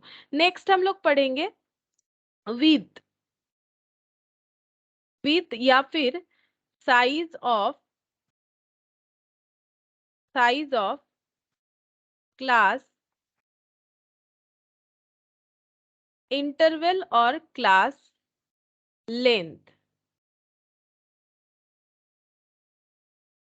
ठीक है, विथ या फिर साइज ऑफ क्लास इंटरवल या फिर लेंथ। इसका मतलब क्या होता है, देखो यहाँ पर हो जाएगा अपर class boundary minus lower class boundary, ये क्लास लेंथ या फिर विथ को समझाता है। ठीक है, जैसे यहाँ पर 19 माइनस 20 हो जाएगा, इस यहाँ पर सॉरी यहाँ पर देखो पहले 20 माइनस 10 यानी 10 हो गया। 10 मतलब यहाँ का क्लास जो मतलब क्लास का जो लेंथ है वो कितना है, 10 है। कैसे, यहाँ पर क्या क्या डेटा हो रहा है चेक करो, यहाँ पर हो रहा है 10 11 12 13 14 15 16 17 18 19। यहाँ पर अगर चेक करो तो क्या क्या ऑब्जर्वेशन आ रहा है, 10 11 12 13 14 15 16 17 18 19। ठीक है, 20 तो नीचे वाले में आएगा, तो कितना सारा हुआ, 1 2 3 4 5 6 7 8 9 10। तो इसका लेंथ मतलब ये इसका विस्तार कहां से कहां तक है। ठीक है, लेंथ विद मतलब क्या, प्रसार कहां से कहां तक है, कितना विद है इसका, तो 10 हो गया। 10 से लेके 19 तक 10 डेटा होता है। ठीक है, इसलिए इसका क्लास लेंथ हो गया हम लोगों का 10। तो वही चीज बोल रहा है, लेंथ जो है वही विद है, तो विद या फिर साइज ऑफ क्लास इंटरवल या क्लास लेंथ, इसलिए अपर class boundary minus lower class boundary किया गया। यहाँ पर भी देखोगे तो उतना ही आ जाएगा। ठीक है, माइनस करने से जितना आएगा, जैसे यहाँ पर माइनस करोगे तो 19.5 माइनस 9.5 ये भी 10 आ जाएगा। ठीक है, 9.5 के बाद से कैलकुलेट करोगे तो ये भी 10 आ जाएगा, 10 डेटा आ जाएगा इसमें। तो ये हम लोग का हो गया साइज या फिर with of the class interval या फिर क्लास लेंथ। अच्छा, नेक्स्ट डेफिनेशन हम लोग पढ़ेंगे क्यूमुलेटिव फ्रीक्वेंसी, इसके बाद हम लोग पढ़ेंगे क्यूम्युलेटिव फ्रीक्वेंसी। ठीक है, क्यूमुलेटिव फ्रीक्वेंसी क्या होता है, क्यूमुलेट का मतलब होता है एक्यूमुलेट, सुने हो तुम लोग अकाउंटेंसी में, या फिर ऐसे ही बता देते हैं, अगर अकाउंटेंसी में नहीं सुने हो तो कोई बात नहीं। क्यूमुलेट का मतलब होता है एक के बाद एक को ऐड करते जाना। ठीक है, ऐड करते जाना, तो उसको बोलते हैं क्यूमुलेट। दिखाते कैसे होगा, जैसे मान लो ये क्लास है, क्लास इंटरवल। ठीक है, इंटरवल लिखने से भी होता है, नहीं भी लिखोगे तो भी चलेगा। जैसे मान लो है 10 से लेके 20, 20 से लेके 30, 30 से लेके 40 और 40 से लेके 50। ठीक है, अब यहाँ पर फ्रीक्वेंसी लिखते हैं। फ्रीक्वेंसी आज स्टार्टिंग में ही हम थोड़ा सा बता रहे थे कि फ्रीक्वेंसी क्या होता है, ये हम लोगों ने पहले क्लास में कर लिया था। हम जस्ट एक बार तुम लोग को याद दिला रहे थे कि फ्रीक्वेंसी क्या होता है। फ्रीक्वेंसी मतलब कोई भी एक ऑब्जर्वेशन कितना बार ऑकर्ड हो रहा है। मान लो 10 से लेके 20, ये क्लास इंटरवल के अंदर जो भी डेटा आता है, क्या क्या आएगा, 10 11 12 13 14 15 16 17 18 एंड 19, लास्ट 19 तक आएगा। ऐसे डेटा हम लोगों के पास 5 है। 5 का मतलब हो गया कि कितना है, जैसे मान लो हम लोग के पास 11 है, 12 है। ठीक है, इस तरह से कितना सारा डेटा है, हम लोग के पास 5 डेटा है, तो फ्रीक्वेंसी 5 हो गया। अब मान लो 20 से लेके 30 के अंदर जो भी डेटा आ रहा है, वैसा हमारे पास 2 डेटा है, 2। ठीक है, 30 से लेके 40 के अंदर हमारे पास 8 डेटा है, और 40 से लेके 50 के अंदर हमारे पास 3 डेटा है। ठीक है, तो फ्रीक्वेंसी का अगर टोटल करें तो ये हो गया 3 + 2 5 5 10 एंड 18। ठीक है, 18 हो गया। अब हम लोग यहाँ पर दिखाते हैं क्यूमुलेटिव फ्रीक्वेंसी, क्यूम्युलेटिव फ्रीक्वेंसी।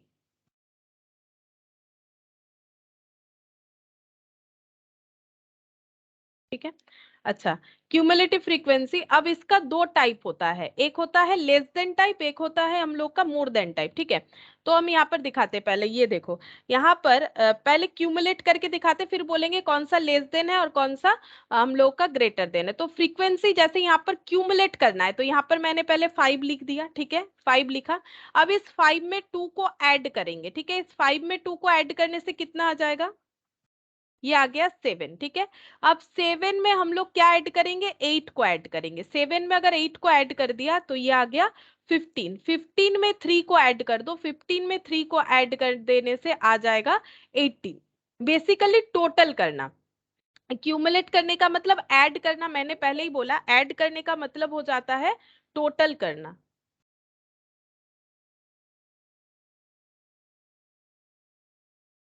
ठीक है, ऐड करने का मतलब हो जाता है टोटल करना। तो ये देखो मैंने टोटल कर दिया, 5 में 2 ऐड किया, फिर इसमें 7 आया, 7 में 8 ऐड कर दिया, 15 आया, 15 में 3 ऐड कर दिया, 18 आया।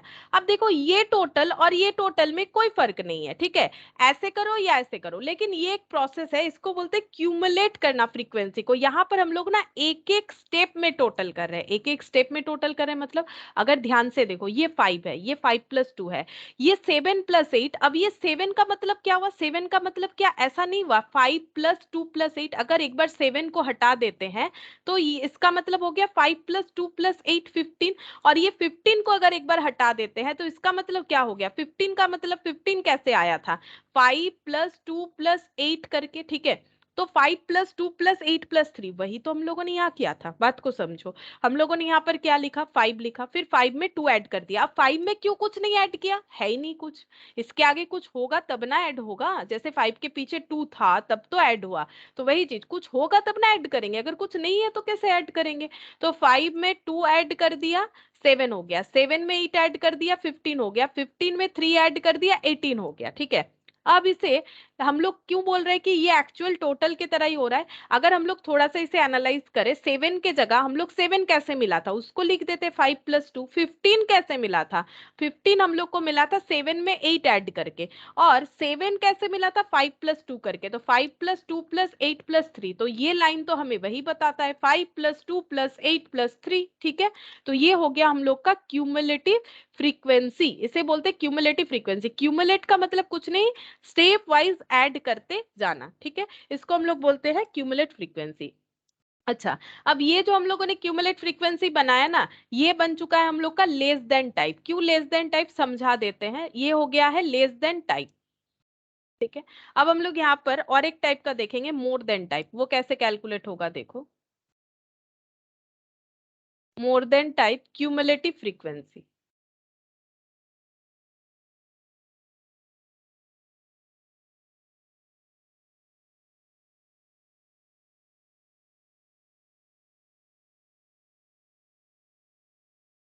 Cumulative frequency, more than type cumulative frequency. More than type cumulative frequency जो है उसको हमें कैसे कैलकुलेट करना है, देखो, उसको हम लोग इस तरह से लिखेंगे। यहाँ पर ये देखो, यहाँ पर क्या है, यहाँ पर एंड में क्या है हम लोग का, यहाँ पर 3 है तो 3 लिख दो, ठीक है। यहाँ पर 3 है तो 3 लिख दो। फिर 3 में मतलब ये ऐसे नीचे से ऊपर जाएगा, ठीक है। तो 3, फिर 3 में 8 ऐड कर दो, 3 में 8 ऐड कर देंगे, कितना हो गया, 11 हो गया, ठीक है। फिर 11 में कितना ऐड करेंगे, 2 ऐड करेंगे, 11 में 2 ऐड कर दो, कितना हो गया, 13 हो गया, ठीक है। फिर 13 में 5 ऐड कर देंगे, 13 में 5 ऐड कर दिया, कितना हो गया, 18 हो गया। इसे बोलते हैं मोर देन टाइप। क्यों मोर देन टाइप, 18 13 11 3 ऐसे आया। ये लेस देन क्यों है, पहले सबसे कम वैल्यू आया था 5 7 15 18, ठीक है। तो ये लेस देन टाइप हो रहा है, ये मोर देन टाइप हो रहा है, ठीक है। अब यहाँ भी क्यूमुलेटिव हुआ है, अगर ध्यान से देखो तो यहाँ भी क्यूमुलेटिव हुआ है, सारे डेटा ऐड हुए हैं लेकिन इस तरीके से, ठीक है, इस तरीके से, और यहाँ पर इस तरीके से ऐड हुए थे। अब देखो चेक करते हैं, यहाँ पर हम लोगों ने क्या किया, 3 लिखा, 3 ही था, 3 था तो 3 लिख दिया, ठीक है। फिर 3 में क्या ऐड कर दिया, 8 ऐड कर दिया, लिख दिया 11। फिर 11 में क्या ऐड कर दिया हम लोगों ने, 11 में हम लोगों ने 2 ऐड कर दिया। अब ये 11 को अगर हटाते, 11 कैसे आया है, 3 + 8 करके, तो 3 + 8 + 2 हो गया, ठीक है। अब अगर 13 को हटा देते हैं, 13 कैसे आया है, 3 + 8 + 2 करके, और उसमें 5 ऐड कर दिया, 15 आ गया। बेसिकली ये इस तरह से ऐड हुआ, 5 + 2 + 8 + 3 के जगह 3 + 8 + 2 + 5। अब सेम क्यों आया, सेम क्यों आया, क्योंकि अगर 2 + 5 लिख के 2 में 5 ऐड करते हो तो भी 7 आता है, और अगर 5 + 2 लिखते हो तो भी 7 आता है। माइनस अगर नहीं होता है तो प्लस में क्या फर्क पड़ता है, प्लस में कोई फर्क नहीं पड़ता है, मल्टीप्लीकेशन में भी कोई फर्क नहीं पड़ता है। अगर यहाँ और एक 1 भी ऐड कर दोगे तो यहाँ पर 8 हो जाएगा, ठीक है। और अगर 1 पीछे भी ऐड करोगे तो भी 8 ही होगा, क्या फर्क पड़ेगा, ऐड ऐसे करो या ऐड ऐसे करो, टोटल तो वही आना है, ठीक है, टोटल तो वही आना है। लेकिन ये दो अलग अलग टाइप है स्टैटिस्टिक्स में, एक होता है more than type, less than type. Less than मतलब लेस से स्टार्ट हुआ, और मोर देन मतलब मोर से स्टार्ट हुआ।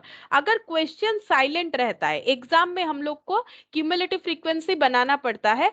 ये हम लोग जब मीडियन कैलकुलेट करते हैं तब बनाते हैं, वो हम लोग देखेंगे जब उस चैप्टर में जाएंगे। लेकिन फिलहाल के लिए एक चीज लिख लो, एक नोट लिख लो, यहाँ पर बाद में काम आएगा, नोट में लिख लो कि अगर क्वेश्चन में कुछ नहीं बता दे कि हमें क्यूमुलेटिव फ्रीक्वेंसी किस तरह से करना है, लेस देन या मोर देन, तो हमेशा हम लोग फॉलो करेंगे लेस देन टाइप। मतलब ऐसे उल्टा कैलकुलेशन हमें नहीं करना है, हमें सीधा ही कैलकुलेशन करना है, 5 फिर 2 फिर 8 प्लस 3। ठीक है, तो यहाँ पर लिख लेते हैं, if question is silent than less than type should be used. ठीक है, हमें लेस देन टाइप को यूज करना चाहिए। और इफ क्वेश्चन स्पेसिफाइड, अगर क्वेश्चन बता ही दिया है कि क्या करना है, देन फॉलो द क्वेश्चन। ठीक है, अगर क्वेश्चन बता रहा है, फिर मैंने सिर्फ क्यू लिख दिया, क्यू मतलब क्वेश्चन ही लिखा है। ठीक है, तुम लोग पूरा लिख लो। तो अगर क्वेश्चन स्पेसिफाई कर दिया है लेस देन करना है कि मोर देन, तो क्वेश्चन फॉलो करो।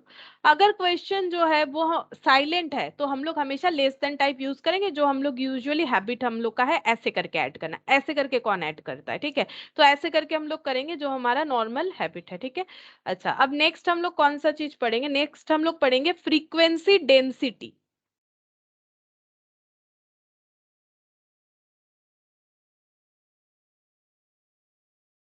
फ्रीक्वेंसी डेंसिटी, ठीक है।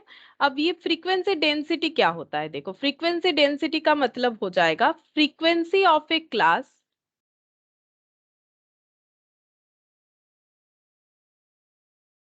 Divided by class length of that class.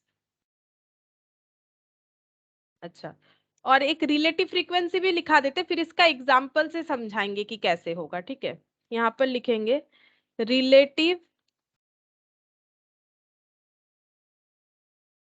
Frequency और परसेंटेज फ्रीक्वेंसी। देखो, कभी भी कहीं तुम लोग को रिलेटिव वर्ड मिले ना, तो वो परसेंटेज को ही बताता है। ठीक है, रिलेटिव का मतलब होता है परसेंटेज, परसेंटेज का मतलब होता है कि 100 में सारी चीजों को जज करना। ठीक है, जैसे अगर कभी हम लोग बोल रहे हैं किसी भी चीज के लिए 50% या 70%, मतलब आउट ऑफ 100, ऑटोमेटिकली ये बता रहा है कि आउट ऑफ 100 में क्या प्रेजेंटेशन है। ठीक है, तो रिलेटिव का मतलब होता है परसेंटेज में बताना। अब यहाँ पर लिखते हैं ये कैसे कैलकुलेट होगा, frequency of a class divided by total frequency of table, total frequency of table। ठीक है, और इसमें ही अगर 100 लगा दोगे ना, तो वो परसेंटेज हो जाएगा। ठीक है, इसमें ही अगर 100 लगा दोगे तो वो परसेंटेज परसेंटेज में ट्रांसफर हो जाएगा। तो रिलेटिव फ्रीक्वेंसी में ही अगर हम लोग 100 लगा देते हैं, तो वो परसेंटेज में ट्रांसफर हो जाएगा, परसेंटेज फ्रीक्वेंसी हो जाएगा। अच्छा, अब हम लोग इस चीज को समझते हैं कि क्या होगा। तो इसके लिए एक एग्जाम्पल लिखेंगे, यहाँ पर लिखेंगे क्लास फ्रीक्वेंसी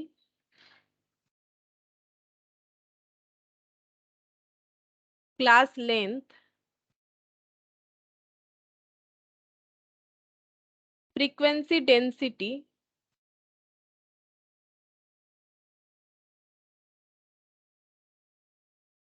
रिलेटिव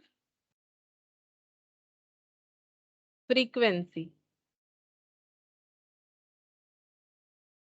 और यहाँ पर परसेंटेज फ्रीक्वेंसी, मैंने दो चीज एक ही बताया, फिर भी मैंने दो कॉलम किया है, हम बता देते क्यों किया है। ठीक है, फ्रीक्वेंसी एक ही बात है, फिर भी थोड़ा सा हम लोग डिफरेंस क्रिएट कर सकते हैं, हम बता रहे क्यों किया है। मैंने पहले एक बार लिख लेते हैं, क्लास में 10 to 20, 20 to 30, 30 to 40, और ये हो गया 40 to 50। ठीक है, फ्रीक्वेंसी भी हम लिखेंगे तभी तुम लोग को समझ में आएगा। ये तो गिवन होना चाहिए ना, 5 2 8 और 3, वही वाला दे दिया जो अभी थोड़ी देर पहले एग्जाम्पल में लिया था। अब क्लास लेंथ, क्लास लेंथ तुम लोग बताओ, क्योंकि मैंने थोड़ी देर पहले तुम लोग को सिखाया कि क्लास लेंथ क्या होता है। क्लास लेंथ कहाँ पर लिखवाया था? ये देखो, क्लास लेंथ मैंने, कहाँ गया, क्लास बाउंड्री, कहाँ चला गया? क्लास लेंथ तो लिखवाया था अभी अभी, ये रहा। क्लास लेंथ का मतलब क्या होता है कि कितने सारे डेटा है, अपर class boundary minus lower class boundary. क्योंकि ये ओवरलैपिंग है तो इसका क्लास लिमिट और क्लास बाउंड्री एक ही जैसा है, तो अपर class boundary minus lower class boundary करोगे तो क्लास लेंथ कितना आएगा? बताओ क्लास लेंथ कितना आएगा इसमें? क्लास लेंथ मतलब कितने सारे डेटा है इसमें, 10 से लेके 19 तक, 10 से लेके 19 तक, तो क्लास लेंथ कितना हो जाएगा? या फिर अपर क्लास 10 बाउंड्री 10, ठीक है। और यहाँ पर भी कितना होगा, हर जगह पे कितना हो जाएगा? 10। 10 ही होगा हर। 10 ही जो होगा हर जगह पे। अब फ्रीक्वेंसी डेंसिटी समझते हैं, ठीक है। डेंसिटी का मतलब हो गया frequency of a class divided by class length of that class, frequency of that class. अब डेंसिटी का मतलब क्या होता है? जैसे पॉपुलेशन डेंसिटी का मतलब क्या होता है? पॉपुलेशन डेंसिटी का मतलब होता है कि किसी एक पर्टिकुलर जगह में एक पर्टिकुलर मेजरमेंट होता है कि इतने स्क्वायर, इतना किलोमीटर, इतने वर्ग किलोमीटर में कितने लोग रहते हैं, ठीक है। इतने स्क्वायर किलोमीटर में कितने लोग रहते हैं, उसी को पॉपुलेशन डेंसिटी बोला जाता है, ठीक है। कि एक पर्टिकुलर मेजरमेंट बता दिया जाता है कि इतने डिस्टेंस में कितने कितने लोग रहते हैं, बोला जाता है कि हाईली पॉपुलेटेड है। कैसे पता चले? क्योंकि पॉपुलेशन डेंसिटी काफी ज्यादा है, ठीक है। जैसे हमारे वेस्ट बंगाल में पॉपुलेशन डेंसिटी काफी ज्यादा है, ठीक है। तो ये हो गया फ्रीक्वेंसी डेंसिटी। और कुछ कुछ जगह पे बहुत कम, जैसे कि राजस्थान में बहुत कम है, ठीक है, पॉपुलेशन वहां पर कम है। तो इस तरह से फ्रीक्वेंसी डेंसिटी निकालेंगे। तो यहाँ पर 10 डेटा है, उसमें 10 डेटा टोटल होना चाहिए, लेकिन हमारे पास उसमें से तो 5 ही डेटा है। बात समझो, ये इसका क्लास लेंथ है 10, मतलब हमारे पास क्या क्या डेटा हो सकता है? 10, 11, 12 ऐसे करके 19 तक हम लोगों ने देखा हमारे पास टोटल 10 डेटा हो सकता है, लेकिन है कितना? 5। तो डेंसिटी कितना हो जाएगा? 5/10। आउट ऑफ 10 5 ही है, तो कितना आंसर होगा? म्यूट करो, कौन गाना गा रहा है?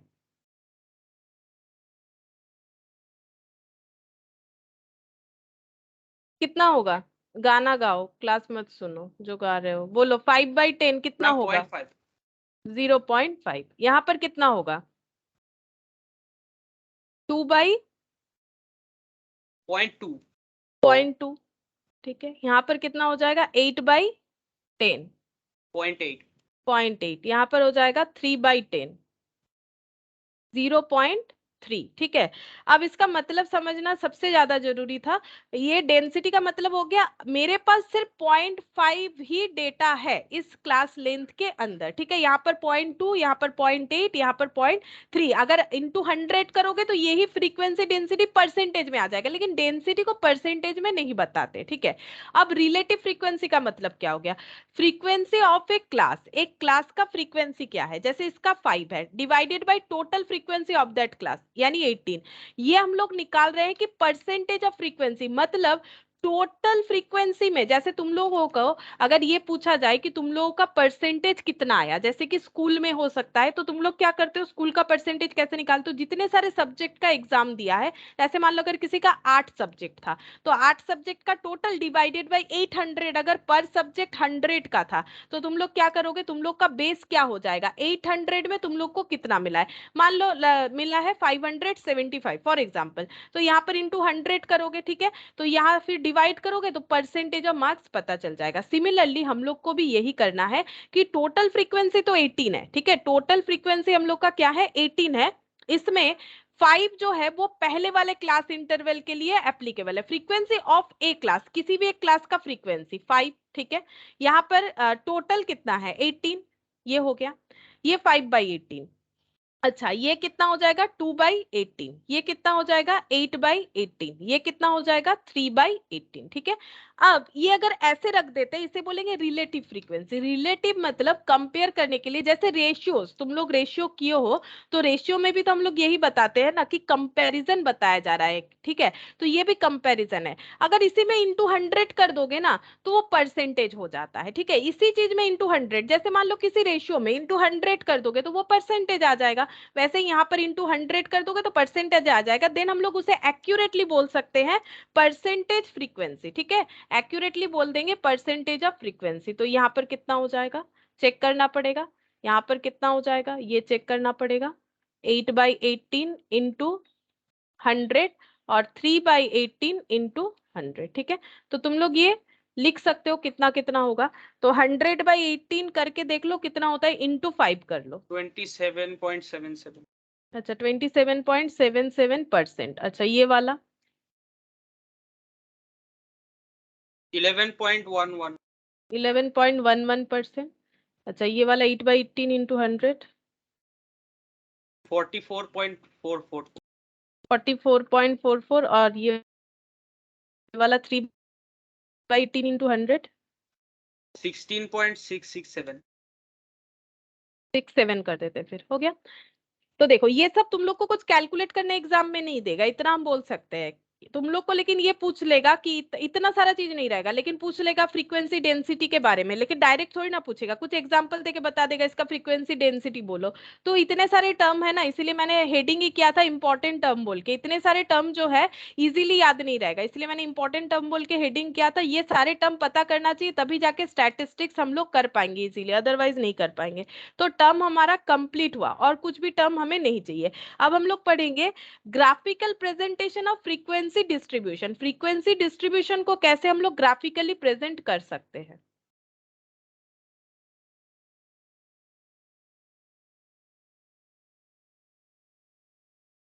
Graphical presentation of frequency distribution.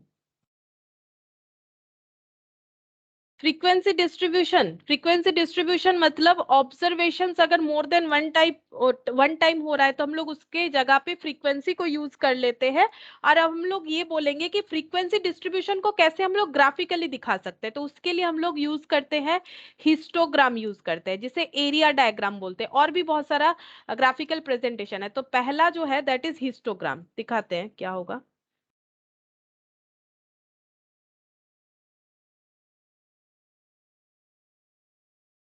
ये रहा, ये देखो, ये तुम लोग को मिल जाएगा 13.20। हम ये शेयर कर देंगे जिनके पास नहीं है।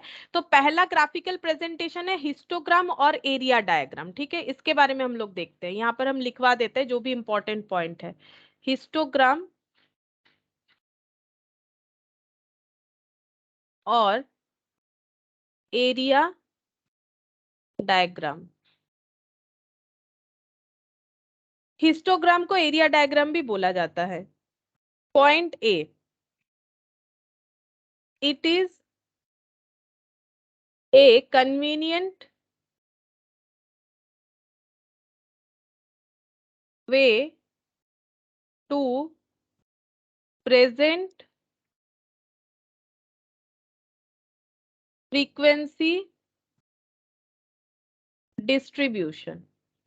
ठीक है, फ्रीक्वेंसी डिस्ट्रीब्यूशन को प्रेजेंट करने का ये सबसे अच्छा तरीका है। ठीक है, पहला इस पे ये हमें याद रहे, मतलब बोल सकते हैं कि बेस्ट वे है। नेक्स्ट लिखेंगे कंपैरिजन बिटवीन फ्रीक्वेंसी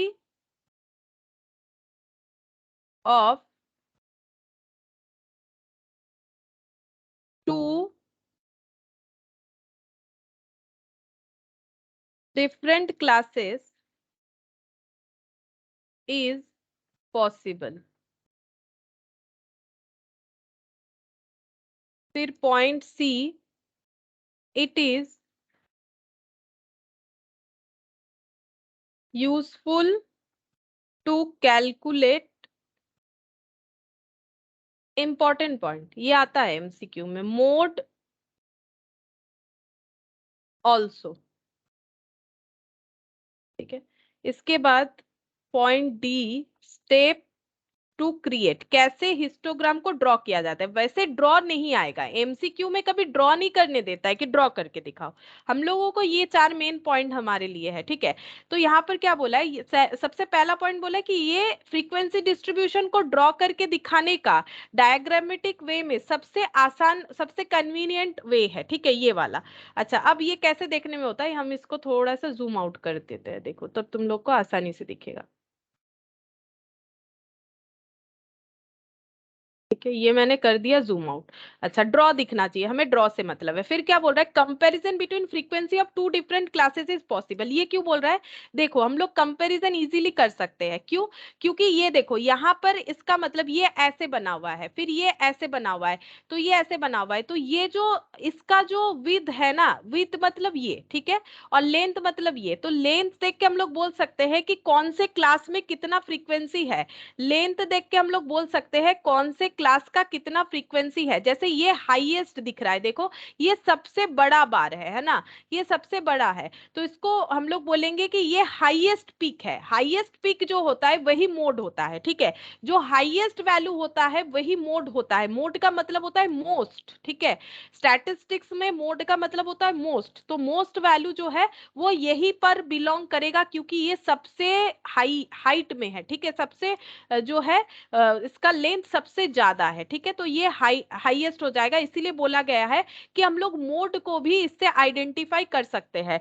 तो it is useful to calculate mode, और कंपैरिजन कर सकते हैं दो डिफरेंट क्लासेस में कि कौन सा क्लास का लेंथ क्या है। अब ये पहला बात है कि किस बात पे ये बना हुआ है, मतलब ये ड्रॉ कैसे बना हुआ है वो भी तो पता होना चाहिए। तो ये ड्रॉ बना हुआ है कुछ इस तरह से, ये देखो यहाँ पर क्या बोला है, यहाँ पर बोला है कि ये वाला कौन सा वाला ड्रॉ है, ये बीबीए स्टूडेंट वाला जो हम लोग रेंज के दिन कर रहे थे ना, ये वाला, आई थिंक ये वाला बीबीए स्टूडेंट कहाँ गया,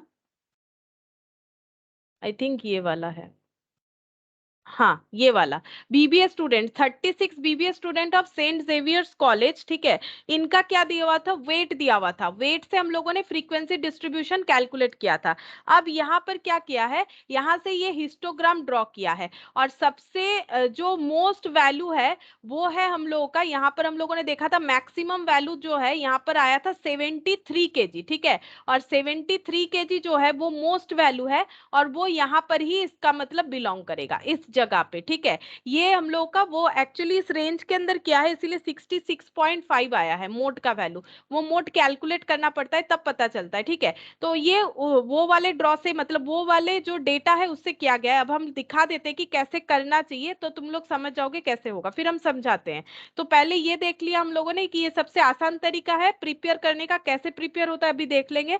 कंपैरिजन करना आसान है क्योंकि हम लोग जस्ट ऐसे देख के ही बोल सकते हैं किसका हाइट कैसा है, और जो सबसे ज्यादा हाइट वाला जो है हम लोग का डायग्राम रहेगा वही हम लोग का मोड होगा, क्योंकि मोड का वैल्यू मतलब मोस्ट वैल्यू होता है। अब स्टेप्स कैसे बनाना पड़ेगा, देखो, कन्वर्ट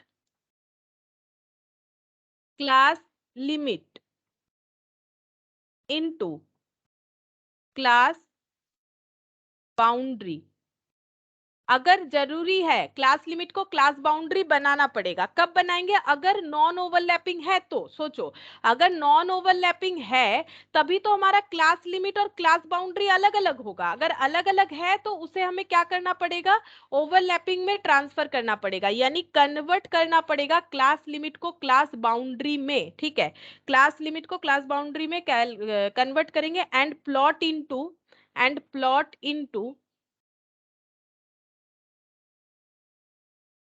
एक्स एक्सिस, और हम लोग एक्स एक्सिस में उसे प्लॉट करेंगे, अभी दिखा देते हैं। फिर form rectangle taking class interval as base, X axis, and frequency as length, Y axis. Use frequency,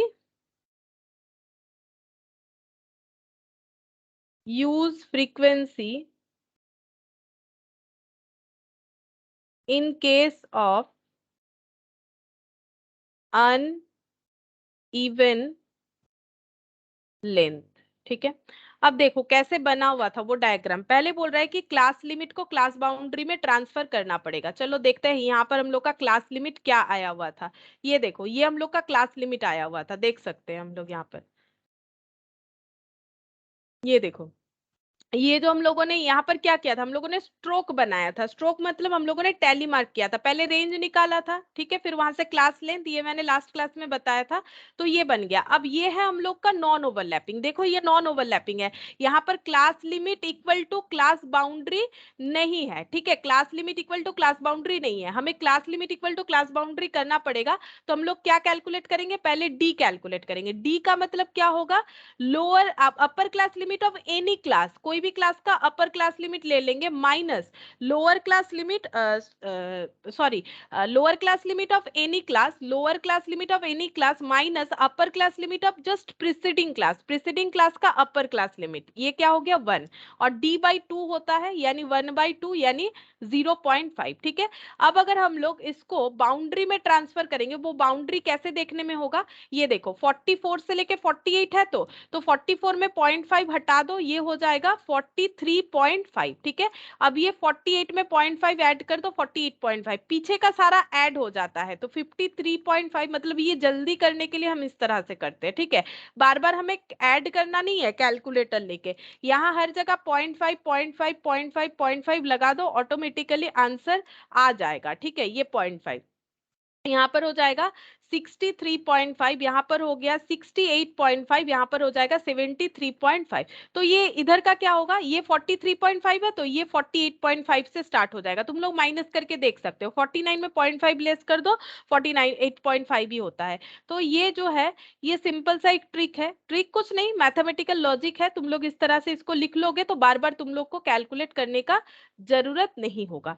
तो ये हम लोग का बन गया। हम लोगों ने सबसे पहले क्या किया, क्लास बाउंड्री को क्लास लिमिट में, क्लास लिमिट को क्लास बाउंड्री में ट्रांसफर कर दिया, फिर इसे प्लॉट करना है एक्स एक्सिस में। अब देखते हैं जहां ड्रॉ हुआ है, क्या ये सारे वैल्यूज एक्स एक्सिस में प्लॉट हुए हैं, चेक करो। यहां पर देखो, ये आ गया मेरा ड्रॉ।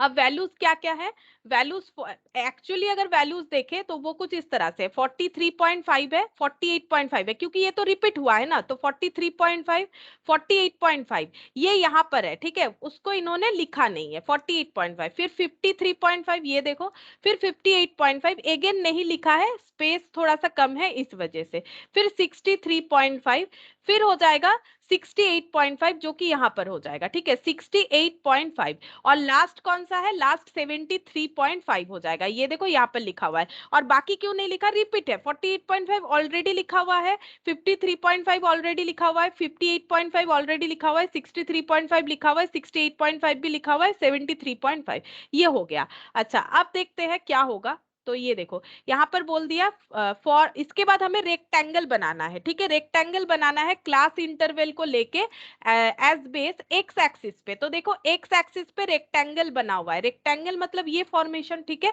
रेक्टेंगल बना हुआ है एक्स एक्सिस में, और वो हमें कैसे लेना है, क्लास इंटरवल को ध्यान में रख के। तो क्लास इंटरवल को ध्यान में रख के हमें रेक्टेंगल बनाना है, ठीक है। क्लास इंटरवल का मतलब गैप हो जाएगा, तो गैप देखो यहाँ पर हर जगह पे कितना कितना है वो देख के यहाँ पर रेक्टेंगल फॉर्मेट किया गया है। जैसे यहाँ पर ये पहला वाला, अब हमें फिर से यहाँ पर थोड़ा आना पड़ेगा, ये देखो,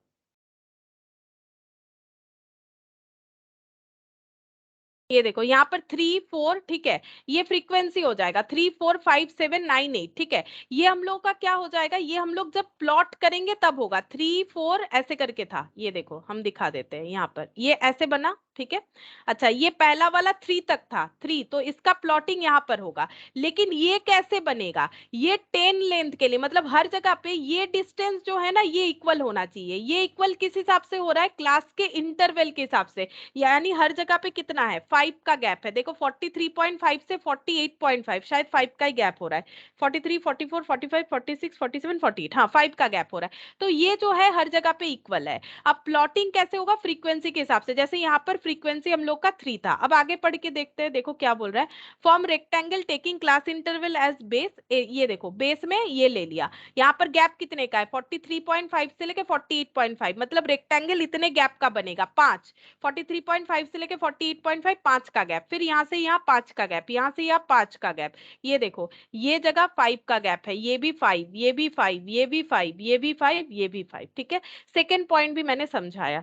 उसके बाद फ्रीक्वेंसी को लेंथ लेना है। लेंथ मतलब ये, लेंथ का मतलब क्या होता है, ये लंबाई। फ्रीक्वेंसी को लेना है, जैसे पहला फ्रीक्वेंसी था 3, तो ये देखो 3 तक है। उसके बाद का फ्रीक्वेंसी था 4, उसके बाद का फ्रीक्वेंसी था 5, उसके बाद का फ्रीक्वेंसी था 7, ठीक है, और इसके आगे उसके आगे था, ठीक है। जितना भी लिखा हुआ था वो लेके हमें एक्स एक्सिस में प्लॉट करना है। फिर क्या बोला है, use frequency in case of uneven length, ठीक है। हमें क्या करना पड़ेगा, फ्रीक्वेंसी को वाई एक्सिस में लेना पड़ेगा अगर हम लोगों का लेंथ जो है वो अनइवन है। Use frequency in case of uneven length. अच्छा, तो यहाँ तो हमारा लेंथ ठीक है, लेंथ अनइवन नहीं है। हम लोग का क्लास लेंथ हर जगह पे 5 5 5 5 5 5 का है। लेकिन अगर कोई ऐसा क्लास इंटरवल हो जिसमें लेंथ अनइवन है, तो वहां पर लेंथ भी हमें क्या लेना पड़ेगा, फ्रीक्वेंसी को ही लेना पड़ेगा, ठीक है, ये बता रहा है। तो ये हो गया हम लोग का कैसे ड्रॉ होता है। और जो सबसे लेंथ वाला हम लोग का रेक्टेंगल है, वही हम लोग का क्या बन जाएगा, मोड बन जाएगा, ठीक है। तो ये ड्रॉ करने देगा नहीं, लेकिन ड्रॉ जब तक नहीं समझ में आएगा तो कंसेप्ट भी नहीं समझ में आएगा। इस तरह से हम लोग का ये हिस्टोग्राम डायग्राम बन जाएगा। ये हम लोग का पहला हो गया, फ्रीक्वेंसी डिस्ट्रीब्यूशन का ग्राफिकल प्रेजेंटेशन। अच्छा, अब नेक्स्ट हम लोग पढ़ेंगे इसके बाद फ्रीक्वेंसी पॉलीगन। फ्रीक्वेंसी पॉलीगन कैसा होता है, देखो। Usually preferable for ungrouped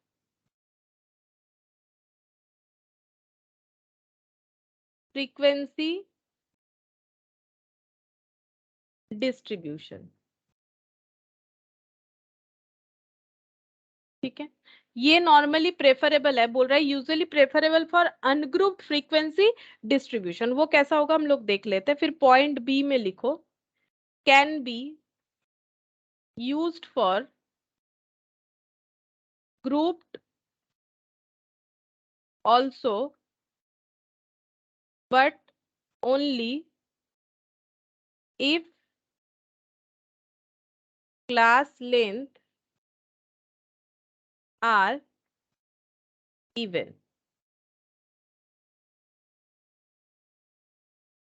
Steps to create, कैसे बनाना पड़ेगा, ठीक है, वो भी लिखवा देते हैं, फिर समझाएंगे। Plot x i f i, x i का मतलब एक्स का वैल्यू, एफ आई का मतलब फ्रीक्वेंसी का value, where X I equal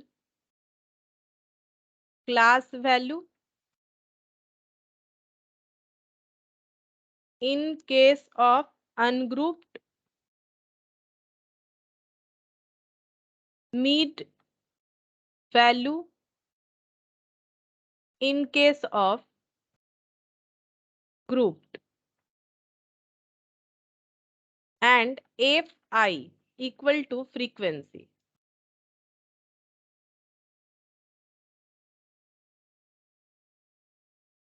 Join all plotted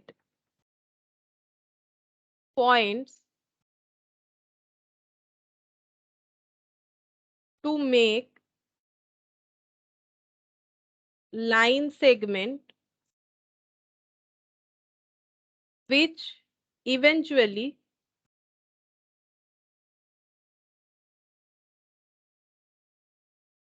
will become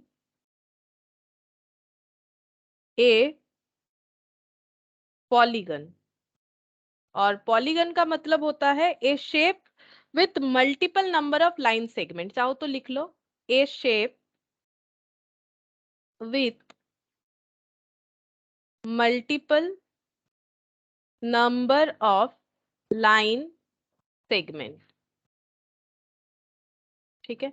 जैसे ये भी एक पॉलीगन हो जाएगा, ठीक है, मल्टीपल लाइन सेगमेंट, ठीक है, a shape with multiple number of line segment, ये भी एक पॉलीगन हो जाएगा, ये, ठीक है। तो ये सब हो जाता है पॉलीगन। अब देखते हैं, देखो क्या लिखवाया है मैंने यहाँ पर।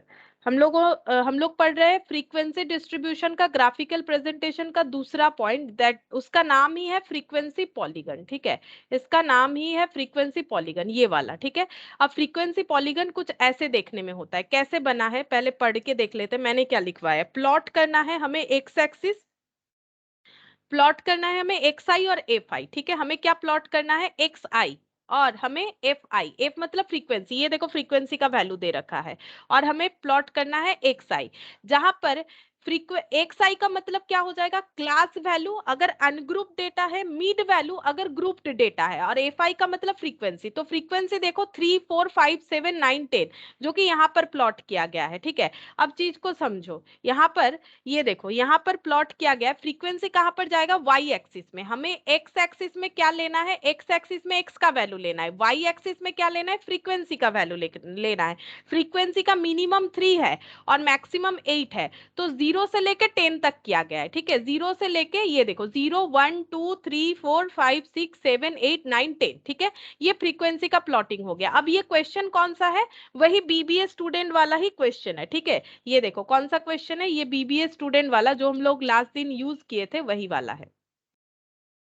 लास्ट क्लास में यही हम लोगों ने यूज किया था। ये देखो यहाँ पर, ये देखो 3 4 5 6 7 8। ठीक है, 3 4 5 6 7 8। अब ये देखो यहाँ पर हम लोग को बोला है कि अगर ग्रुप डेटा है, ठीक है, अगर अनग्रुप डेटा है तो एक्स को ही फॉलो कर लो, लेकिन ये ग्रुप डेटा है। ग्रुप मतलब 44 से लेके 48, ये ग्रुप डेटा है। ग्रुप्ड और अनग्रुप्ड हम लोगों ने प्रीवियस क्लास में किया हुआ था। ये देखो ग्रुप्ड और अनग्रुप्ड हम लोगों ने प्रीवियस क्लास में किया था कि फ्रीक्वेंसी डेटा दो तरह का होता है, एक होता है ग्रुप्ड, एक होता है अनग्रुप डेटा। ठीक है, तो ग्रुप डेटा मतलब कौन सा था, ग्रुप डेटा मतलब ये देखो, ग्रुप डेटा मतलब हम लोग का अभी जो लिखा है ना हम लोगों ने, ये देखो ये ग्रुप डेटा है, ये ग्रुप में चल रहा है। 44 से लेके 48 एक ग्रुप है, 49 से लेके 53 एक ग्रुप है। लेकिन अगर ऐसा लिखा हुआ रहता जैसे एक्स का वैल्यू 7 8 9 7 8 9 10 और फ्रीक्वेंसी ये लिखा है, ये होता है अनग्रुप्ड, जहां पर एक्स का वैल्यू कोई ग्रुप में डिवाइडेड नहीं है। ठीक है, तो आई होप तुम लोग को याद आ गया होगा कि ग्रुप्ड और अनग्रुप्ड क्या होता है। अगर ग्रुप डेटा है तब हमें क्या लेना पड़ेगा, हमें लेना पड़ेगा मीड वैल्यू, और अगर ग्रुप डेटा नहीं है तो एक्स का जो वैल्यू है वही एक्स में प्लॉट हो जाएगा। अब मीड वैल्यू लोगे, 44 से 48 का मीड वैल्यू क्या होता है, 44 से 48 का मीड वैल्यू कैसे निकालते हैं, अभी हम लोगों ने पढ़ा था, अपर class limit lower class limit, या फिर अपर class boundary lower class boundary divided by 2। तो ये कितना हो जाएगा, 92, 46 हो गया। ठीक है, 46 हो गया। अब नेक्स्ट वाला कैसे निकालोगे, 49 प्लस 53 डिवाइडेड बाई 2 करके हम लोग दे चेक करते हैं कि पहला वाला 46 है कि नहीं। यहाँ पर जो ड्रॉ में किया गया है पहला वाला 46 है कि नहीं, चेक करो। ये देखो यहाँ पर आ जाते हैं फ्रीक्वेंसी पॉलीगन में, ये देखो 46 है, दूसरा वाला 51 आया। दूसरा वाला क्या क्या था, दूसरा वाला दो डेटा था उसमें, यहाँ पर ये देखो मिड वैल्यू कैसे निकलेगा, दूसरा डेटा ये रहा 49 प्लस 53। ठीक है, और एक वे भी है इसे कैलकुलेट करने का, 49 प्लस 53 डिवाइडेड बाई 2 कर लो तो भी होगा 102/2 51। या फिर और एक उपाय भी है, क्या कर सकते हैं, इसमें गैप कितने का है, इसमें क्लास लेंथ कितने का है, हर जगह पे चेक करो 4 का है। ठीक है, 4 का है, और यहाँ पर एक गैप आ रहा है 48 से 49। एक्चुअली इसको अगर हम लोग क्लास बाउंड्री बना लेते हैं तो फिर वो ट्रिक काम आ जाएगा। एक्चुअली गैप जो है उसे ऐड कर दो, तो एक्चुअली 4 से लेके 48 का गैप तो वैसे कितना है, 44 44 45 46 47 48, 4 का गैप है, और यहाँ पर 48 से 49 1, मतलब 5 5 ऐड करोगे ना तो आंसर आ जाएगा। ठीक है, जैसे 46 में 5 ऐड करोगे 51 आ जाएगा। ये तब समझ में अच्छे से आता है अगर इसे तुम लोग क्लास बाउंड्री बना लोगे, मतलब डी एडलेस कर लोगे। बात को समझो, अगर डी एडलेस कर देते हो तो जो गैपिंग्स होगा वो हर जगह पे क्या हो जाएगा, इक्वल।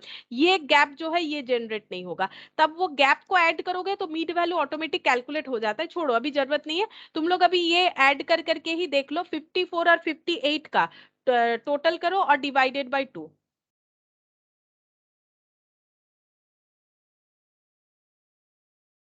56 आ जाएगा। ठीक है, बेसिकली 5 5 ऐड करने से हो जाएगा। मैंने 3 दिखा दिया, बाकी तुम लोग खुद से भी करके देख सकते हो। यहाँ पर हम दिखा देते हैं, ये देखो यही वाला आंसर आया हुआ है।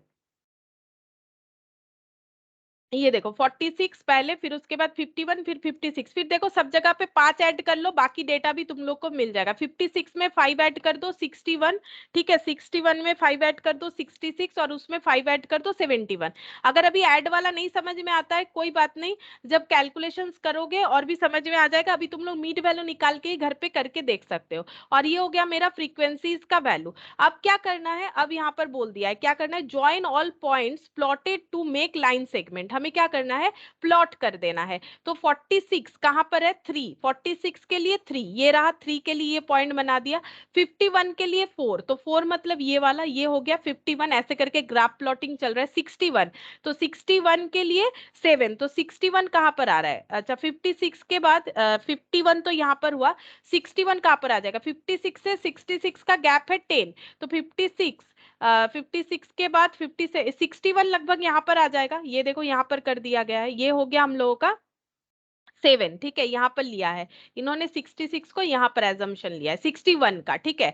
अच्छा फिर बोल रहा है 66, ये तो दिख ही रहा है यहाँ पर है, तो ये प्लॉट हो गया, क्योंकि 66 के लिए फ्रीक्वेंसी 9 है, 71 के लिए 8 है, तो ये हो गया 8 8, और ये 71, ठीक है, 71 के लिए। तो ये बाद में ये सारे लाइंस को हमें ऐड कर देना है, जैसे बनेगा वैसे लाइन को ऐड कर देना है। ये ग्राफ प्लॉटिंग हो गया, मीड वैल्यू से हम लोगों ने किया, तो रूल्स है मीड वैल्यू से करना। अब बाकी चीज पढ़ के समझाते हैं। Usually preferable for ungrouped frequency distribution, normally ungrouped के लिए ही करना बेटर है। क्यों, अगर ग्रुप्ड रहेगा फिर से मीड वैल्यू निकालो तो फायदा क्या है। बेटर ये होगा जब हमारा अनग्रुप्ड डेटा रहेगा, एक्स का वैल्यू डायरेक्टली रहेगा, तब हमारे लिए ये मेथड यूजफुल होगा। क्यों, क्योंकि हमें मेहनत कम करना पड़ेगा। नहीं तो इस मेथड में अगर ग्रुप डेटा को करना है तो पहले मीड वैल्यू निकालना पड़ेगा, अगर अनग्रुप डेटा को करेंगे तो डायरेक्टली ड्रॉ कर पाएंगे, ठीक है। इसीलिए ये प्रेफर किया जाता है अनग्रुप डिस्ट्रीब्यूशन के अंदर।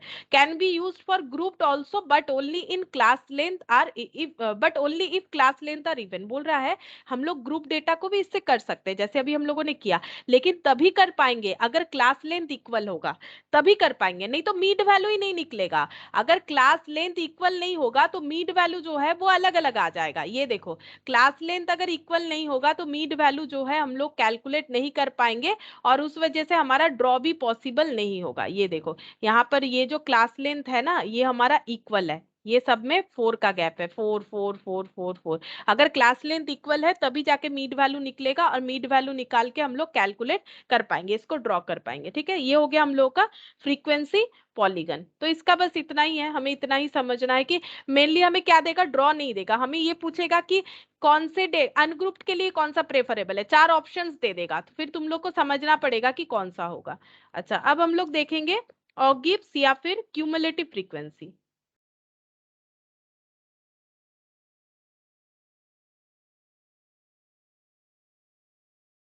Cumulative frequency graph.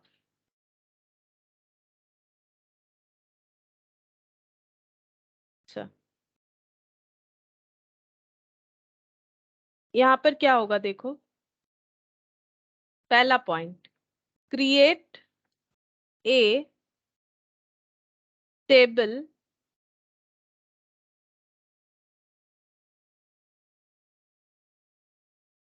Sorry create a, एक minute,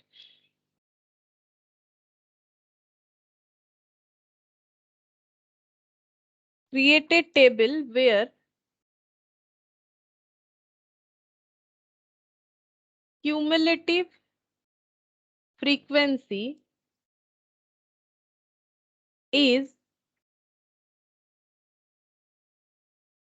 mapped against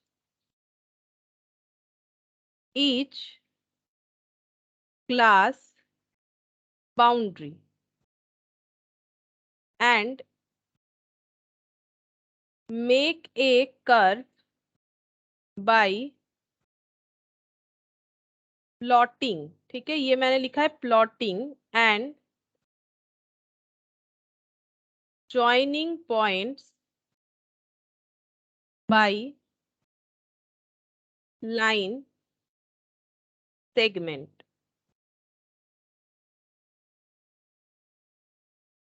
Curve is called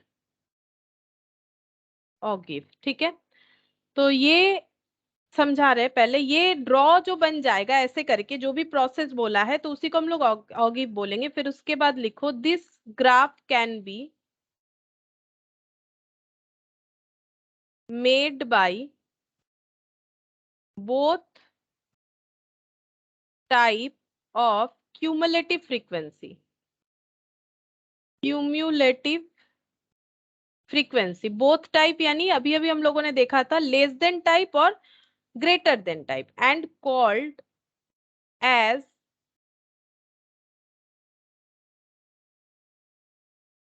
less than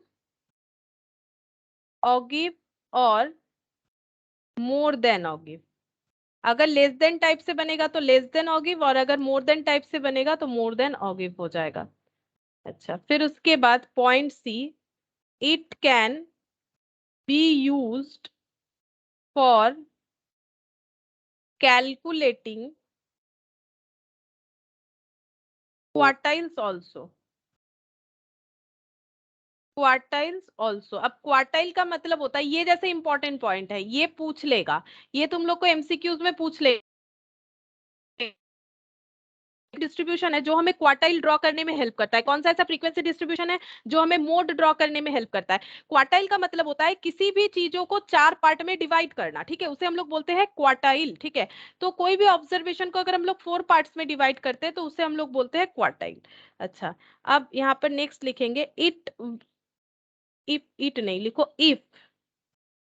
if we plot both ogives in same graph, ठीक है, एक ही ग्राफ में अगर हम लोग दोनों तरह का ऑगिव को प्लॉट करते हैं, मतलब लेस देन टाइप ऑगिव और मोर देन टाइप ऑगिव, ठीक है, same graph, perpendicular line is draw and perpendicular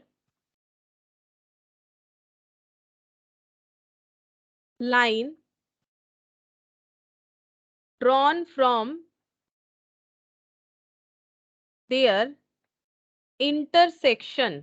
intersection मतलब जहां पर वो दो ग्राफ एक दूसरे को कट करेगा, वहां से अगर हम लोग कोई परपेंडिकुलर लाइन ड्रॉ करते हैं, intersection towards x axis, towards x axis is cutting axis at median. समझाते हैं ये क्या होगा, बस ये इतना ही लिखना है, फिर हम समझा देते हैं। यहाँ पर देखो, हम लोग अभी पढ़ेंगे नेक्स्ट ऑगिव, ठीक है। ऑगिव का क्या होगा,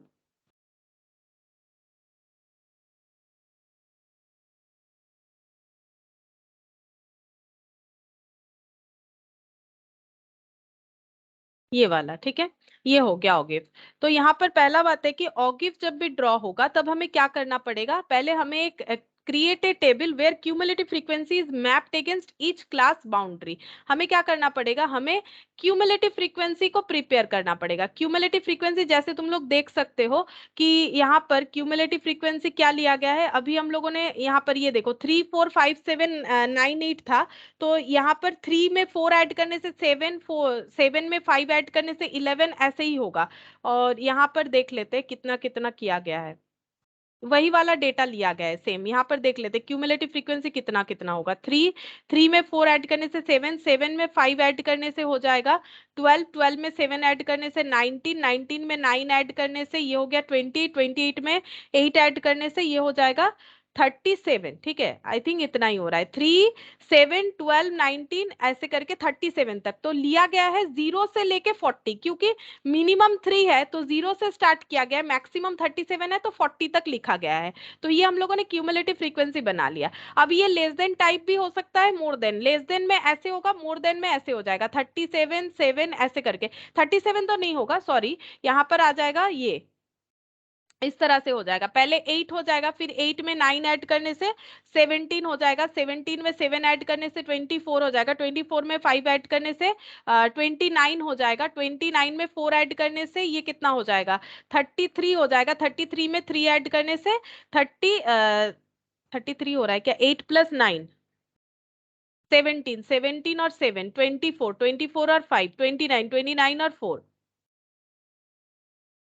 33 में 3 ऐड करने से 36, तो ये भी शायद 36 ही हो रहा है, मैंने शायद गलत ऐड किया। 3 + 4 7, 7 + 5 12, 12 और 7 19, 19 और 9 28, 28 और 8 36 होगा। ठीक है, तो सेम ही तो होना चाहिए, अलग तो होना नहीं चाहिए। मैं सिंपल एडिशन ही तो है, सिर्फ लेस देन टाइप से और मोर देन टाइप से। ठीक है, अब ये देखो यहाँ पर अगर हम लोग प्लॉट करते हैं, कहाँ चला गया, ये रहा। ठीक है, ये देखो अब हम लोग को क्या करना है, हम लोगों ने बना लिया अपना क्यूमुलेटिव फ्रीक्वेंसी। अब इसे मैप्ड करना है अगेंस्ट ईच क्लास बाउंड्री, और कर्व को बनाना है, जो कर्व बनेगा वही हो जाएगा ऑगिव। ठीक है, अगर हम लोग लेस देन और मोर देन दोनों से करते हैं तो लेस देन टाइप ऑगिव बनेगा और मोर देन टाइप ऑगिव बनेगा, ये हमारा सेकंड पॉइंट में बताया गया है। ठीक है, अब देखो यहाँ पर कैसे प्रिपेयर किया गया है, इसे चेक करते हैं। ठीक है, ये देखो यहाँ पर हम लोग का फ्रीक्वेंसी बन गया 0 से लेके 40 दोनों केस में, तो ये हटा देते, अब इसका कोई काम नहीं है, 0 से लेके 40।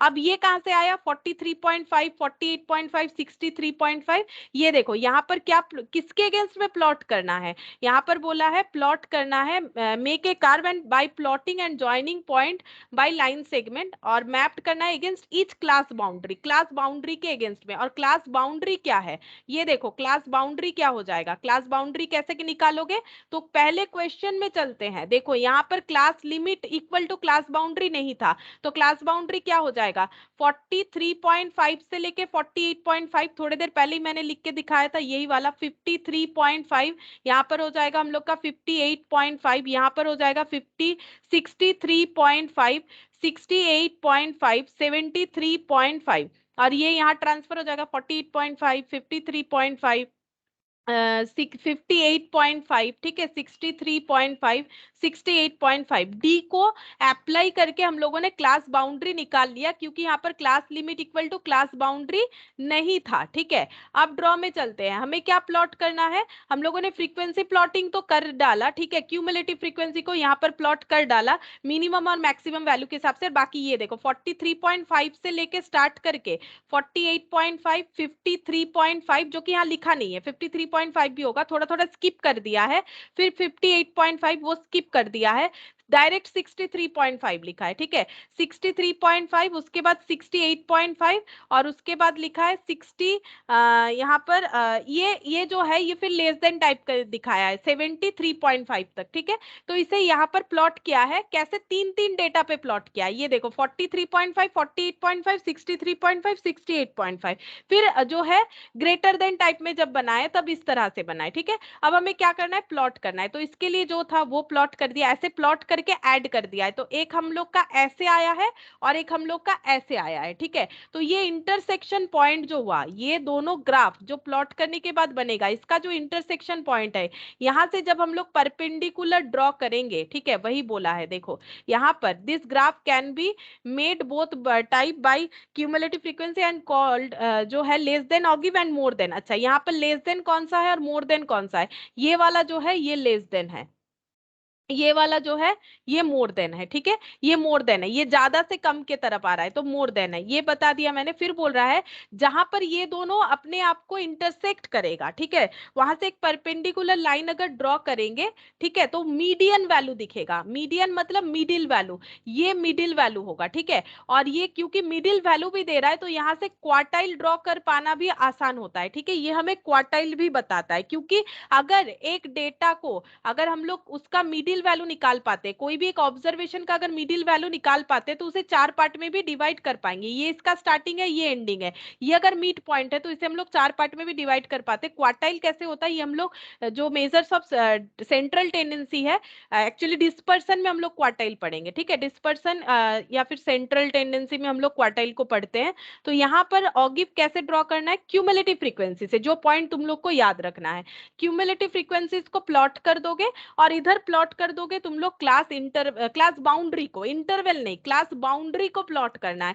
अगर class limit equal to boundary नहीं है तो बाउंड्री क्रिएट करो, क्रिएट करने के बाद उसको प्लॉट कर दो। ठीक है, ग्राफ पेपर में प्लॉट करने के बाद ऐड कर दो, ऐड करने से अगर एक ही ग्राफ में दो तरह का क्यूमुलेटिव फ्रीक्वेंसी यूज किया गया है, less then and more then type, तो दो तरह का ऑगिव आएगा, लेस देन टाइप और मोर देन टाइप। अब ये दोनों जहां पर इंटरसेक्ट करेगा, ये दोनों जहां पर इंटरसेक्ट करेगा वहां से अगर एक परपेंडिकुलर ड्रॉ कर करते हैं तो वही मीडियन वैल्यू कहलाता है, ठीक है।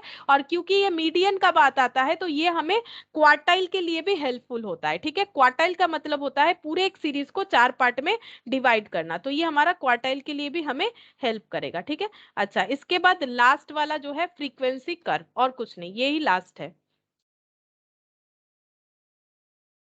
Frequency curve. तो फ्रीक्वेंसी कर्व क्या हो जाएगा? इट इज लिमिटिंग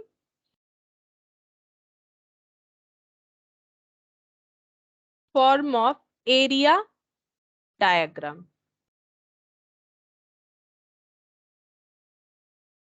हिस्टोग्राम और frequency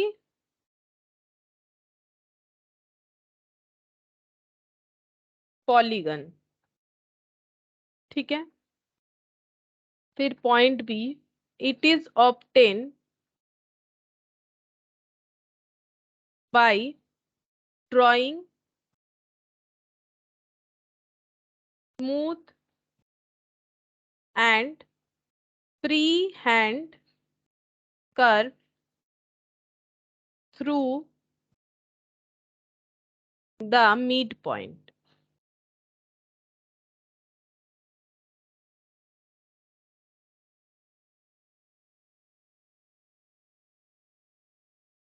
There are 4 types: bell shaped, U shape, J shape और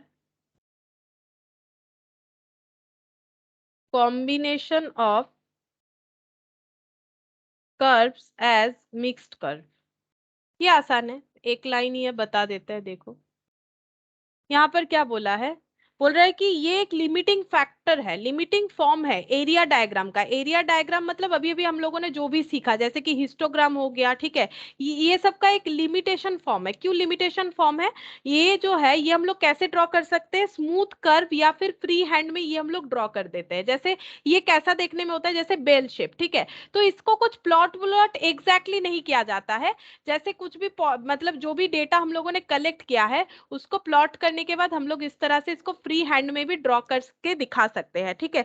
तो ये कैसे शेप में देखने में होता है? ये कुछ इस तरह से देखने में होता है, बेल शेप का होता है जो अभी ये मैंने दिखाया। ये यू शेप का भी हो सकता है, ठीक है, यू शेप हो गया। जे शेप, जे शेप मतलब ये देखो, जे शेप का हो सकता है। और क्या बोला है? Combination of curve as mixed curve. ये देखो बहुत सारा कर्व, ठीक है। यहाँ पर ये जे शेप है, ठीक है। यहाँ पर ये देखो, ये जे शेप के तरह दिख रहा है यहाँ से यहाँ तक, ठीक है। अच्छा, अगर इसको देखोगे तो ये यू शेप के तरह दिख रहा है, ठीक है। अच्छा, इसको देखोगे तो ये बेल शेप के तरह दिख रहा है, ये हो गया मिक्स्ड कर्व, ठीक है। तो ये एग्जैक्ट उतना अच्छे से हम लोग ड्रॉ नहीं करते। स्मूथ कर्व ड्रॉ करने का मतलब है पॉइंट का एजम्पशन लेके हम लोग ड्रॉ कर देते हैं, ठीक है। तो इसको हम लोग बोलते हैं बेल शेप्ड। बेल शेप्ड हो सकता है, यू शेप हो सकता है, जे शेप हो सकता है, मिक्स्ड कर्व हो सकता है, ठीक है। तो यहाँ पर देखो क्या बोला है, it is limiting form of area diagram, इसलिए लिमिटिंग फॉर्म बोला है। एग्जैक्टली उतने अच्छे तरीके से पॉइंट वाइंट प्लॉट करके ड्रॉ नहीं किया जाता है, फ्री हैंड में या फिर स्मूथ कर्व ड्रॉ कर देते हैं, ठीक है। तो नॉर्मली देखो यहाँ पर क्या बोल रहा है, मोस्ट कॉमनली यूज्ड कौन सा होता है? Bell shape. ये पूछ लेता है तुम लोग को थ्योरी में, ठीक है। ये सब में से सबसे कॉमनली यूज्ड कौन सा होता है? बेल शेप होता है, ठीक है। हम यू शेप में, ये रहा बेल शेप्ड होता है, ठीक है। जो हमें क्या सजेस्ट करता है? Suggested by the name looks almost like a bell. ये क्यों बेल शेप होता है? क्योंकि बेल के तरह ही देखने में होता है, जो घंटी होता है ना उस तरह से। The distribution of height, weight, mark, profit. अगर किसी भी बिजनेस का प्रॉफिट किसी स्कूल में या फिर कॉलेज में या कहीं पर भी स्टूडेंट लोगों का मार्क्स का डिस्ट्रीब्यूशन, वेट का डिस्ट्रीब्यूशन, हाइट का डिस्ट्रीब्यूशन दिखाना है, तब हम लोग ये सारे चीजों को यूज करते हैं। बहुत सारा डेटा है तो हम लोग फ्री हैंड में उसे जो है ड्रॉ कर देते हैं, ठीक है। जैसे मान लो कि पूछा कि किसी जगह पे ट्रैफिक का क्या हालत है, उसका प्लॉट करने बोला है, तो वो भी बेल शेप हो जाएगा। जैसे सुबह सुबह ट्रैफिक नॉर्मली कम होता है, उसके बाद ऑफिस टाइम में हाई हो जाता है, फिर ठीक है, फिर ये ऐसे उसके बाद लो हो जाता है। या फिर ये चीज ना हम लोग ऐसे भी कर सकते हैं, पहले ट्रैफिक जो है हम लोग का हाई हो जाता है सुबह, ठीक है, फिर लो हो गया, फिर जब ऑफिस बंद होता है, फिर सब जब रिटर्न होता है तब हाई हो जाता है। इस तरह से ना बहुत सारा यहाँ पर एग्जाम्पल दिया हुआ है कि कब हम लोग कैसे केसेस में ये यूज कर सकते हैं। जैसे यू शेप का दे रखा है, देखो यहाँ पर मैक्सिमम 2 एक्सट्रीम पॉइंट होता है यू शेप में, ये एक्सट्रीम पॉइंट ये सबसे हाईएस्ट पॉइंट होता है। The distribution of Kolkata bound commuters belong to this type of curves as the